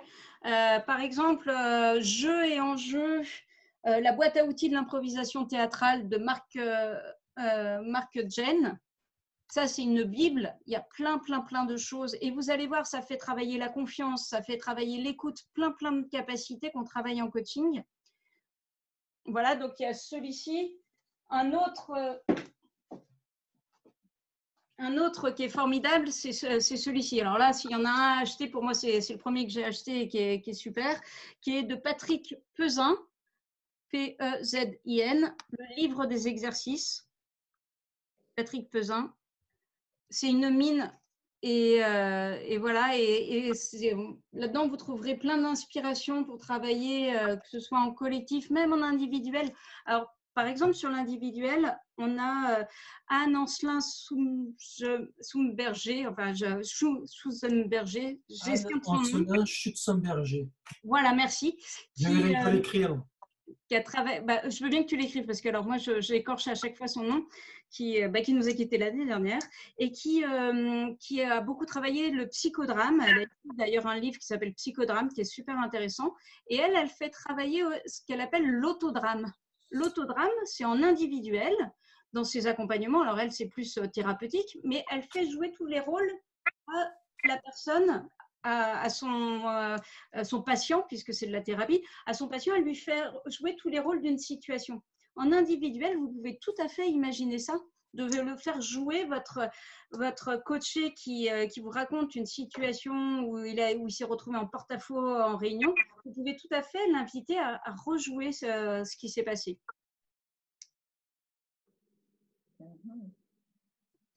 Et puis, il y avait également, je crois, Alain Bouzy qui avait dit qu'il avait des points de vue là-dessus. Peut-être qu'il peut nous faire partager. Volontiers, Alain, si tu veux bien. Non, parce que moi, j'ai certains points de vue, mais plus pour coacher les acteurs professionnels. Après, utiliser le théâtre pour l'entreprise, je te rejoins sur le côté, quand on veut utiliser l'impro, il faut d'abord démarrer par des exercices d'impro simples pour les amener petit à petit dans l'univers. Donc, après, moi, je partage complètement tout ce que tu as dit vis-à-vis d'utiliser le théâtre pour l'entreprise. Je n'ai pas d'autre vision que toi, parce que là, je la partage à 100%. Et juste, je n'avais pas pensé à ça, mais j'adore l'intention que tu as émise de « ce sera comment quand ce sera bien ». C'est super. Alors là, vraiment, c'est très éclairant et je trouve que c'est très aidant pour nos clients. Donc, merci beaucoup. Merci à vous. Il est 20h, tous ceux qui sentez-vous libres, hein, tous ceux qui veulent partir. Moi, je peux rester un petit quart d'heure pour prolonger les débats ou sinon on peut le prolonger. N'hésitez pas à me contacter. Merci beaucoup, Axel. Merci à tout le monde. Au revoir. Au revoir. Vous avez aussi parlé de la commedia dell'arte des personnages. C'est quelque chose qu'on peut utiliser? Oui. Tout à fait. Il y a le livre de Stefano Scribai et Sébastien Montse où c'est accompagné avec les masques. Alors attendez, je dois l'avoir là. Il faudrait que je vous renvoie. Ceux qui sont intéressés, envoyez-moi un petit mail. Je vous donne toutes les références. Et ils expliquent vraiment comment ils font le travail de masque. Il y a Dominique Vincent aussi qui a écrit un livre qui s'appelle Le jeu du roi, où là il fait jouer, alors j'adore, l'idée c'est il fait jouer l'assemblée générale qu'on a dans la tête, en gros. Enfin moi c'est comme ça que je le dis. Et pour moi on a vraiment une assemblée générale qui se réunit de temps en temps, où le grand absent est souvent la conscience. Et Dominique Vincent a donc créé Le jeu du roi, où en fait on va faire un conseil de sages. Il y en a un qui va jouer le roi, qui est, je pense, je me rappelle plus trop, mais je pense que ça va être le client de séance qui va jouer le roi. Et puis après, il va avoir différentes personnes, le sage, l'artiste, le guerrier, et encore un autre personnage, je me souviens plus. Et il y a tout un travail sur l'espace scénique et sur faire parler les différentes parties de soi.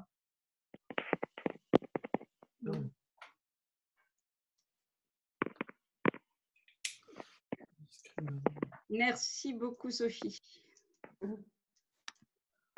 Ok, à votre dispo, j'espère que ça vous aura donné envie de modestement avancer par itération et voir ce que le théâtre peut apporter à vos coachings.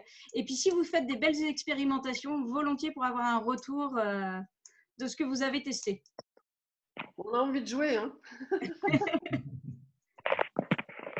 Je pense que le jeu est un moteur et que même si le théâtre peut générer des craintes, l'envie de jouer, l'envie de, vous l'avez vu dans l'expérimentation, l'envie de donner corps à une histoire, d'aller un peu plus loin que la consigne, habite voilà, beaucoup d'enfants libres. Tout à fait, Céline. Très bien, bah, écoutez, je vous souhaite à tous une très bonne soirée. Merci infiniment. Merci. À bientôt. Merci beaucoup. Au revoir. Au revoir. Au revoir. Merci. Au revoir. Et Axel, tu fais des ateliers en fait, c'est Régine. Tu fais tu animes des choses en fait. Alors j'anime des ateliers de drama coaching, voilà, avec des participants qui ont des situations inconfortables, insatisfaisantes. Et après c'est vraiment la demande. J'ai pas conçu des ateliers. Alors ce que j'ai pas dit par contre, c'est que dans les parcours de drama coaching, chaque fois le matin, c'est des journées entières et le matin, je les fais travailler différentes choses par le théâtre, différentes capacités, notamment de capacités de communication. Donc là, j'ai vraiment construit un parcours. Voilà, mais sinon, je n'anime pas d'autres ateliers. D'accord. Et tu aurais quelque chose à nous conseiller pour nous aller plus loin? Tout à l'heure, tu parlais d'ateliers de clown ou de… Ah ouais. Atelier de clown, la compagnie de l'homme qui marche. Formidable le travail qu'ils font. Après, je sais qu'au Bataclown, alors là, il faut que vous vous renseigniez, mais je sais qu'au Bataclown, ils font de la supervision de coach via le clown. Bataclown? Bataclown. Voilà, j'ai un ami coach qui m'en avait parlé, et donc c'est de la supervision via le travail de clown. Et clairement, il faut que j'aille essayer. D'accord. Écoute, moi, ça m'a vraiment donné envie. C'était super. Vraiment, tu passais un très bon moment. Super, après une journée bien remplie, c'était très nourrissant, vraiment. En fait, merci. Ça fait du bien, Axel. Ah oui, ça fait du bien, oui. Oui, c'est ça, exactement. Ouais. C'était super. Et l'expérimentation, très, très chouette aussi, vraiment. Écoute, merci Régine pour ton retour. Et puis, je te dis rendez-vous au mois de novembre à Paris. Oui, j'espère. Merci beaucoup et bonne soirée à toutes. Merci. Au revoir. Au revoir Régine. Merci beaucoup Catherine aussi pour ton aide, d'avoir lu les questions et tout ça, parce que j'en oubliais. Ah non, mais tu as été vachement dedans, non, c'était sympa. Bon. Et puis, à bientôt pour se voir. Je t'appelle. Ok, ça marche. À bientôt. Au revoir. Au revoir.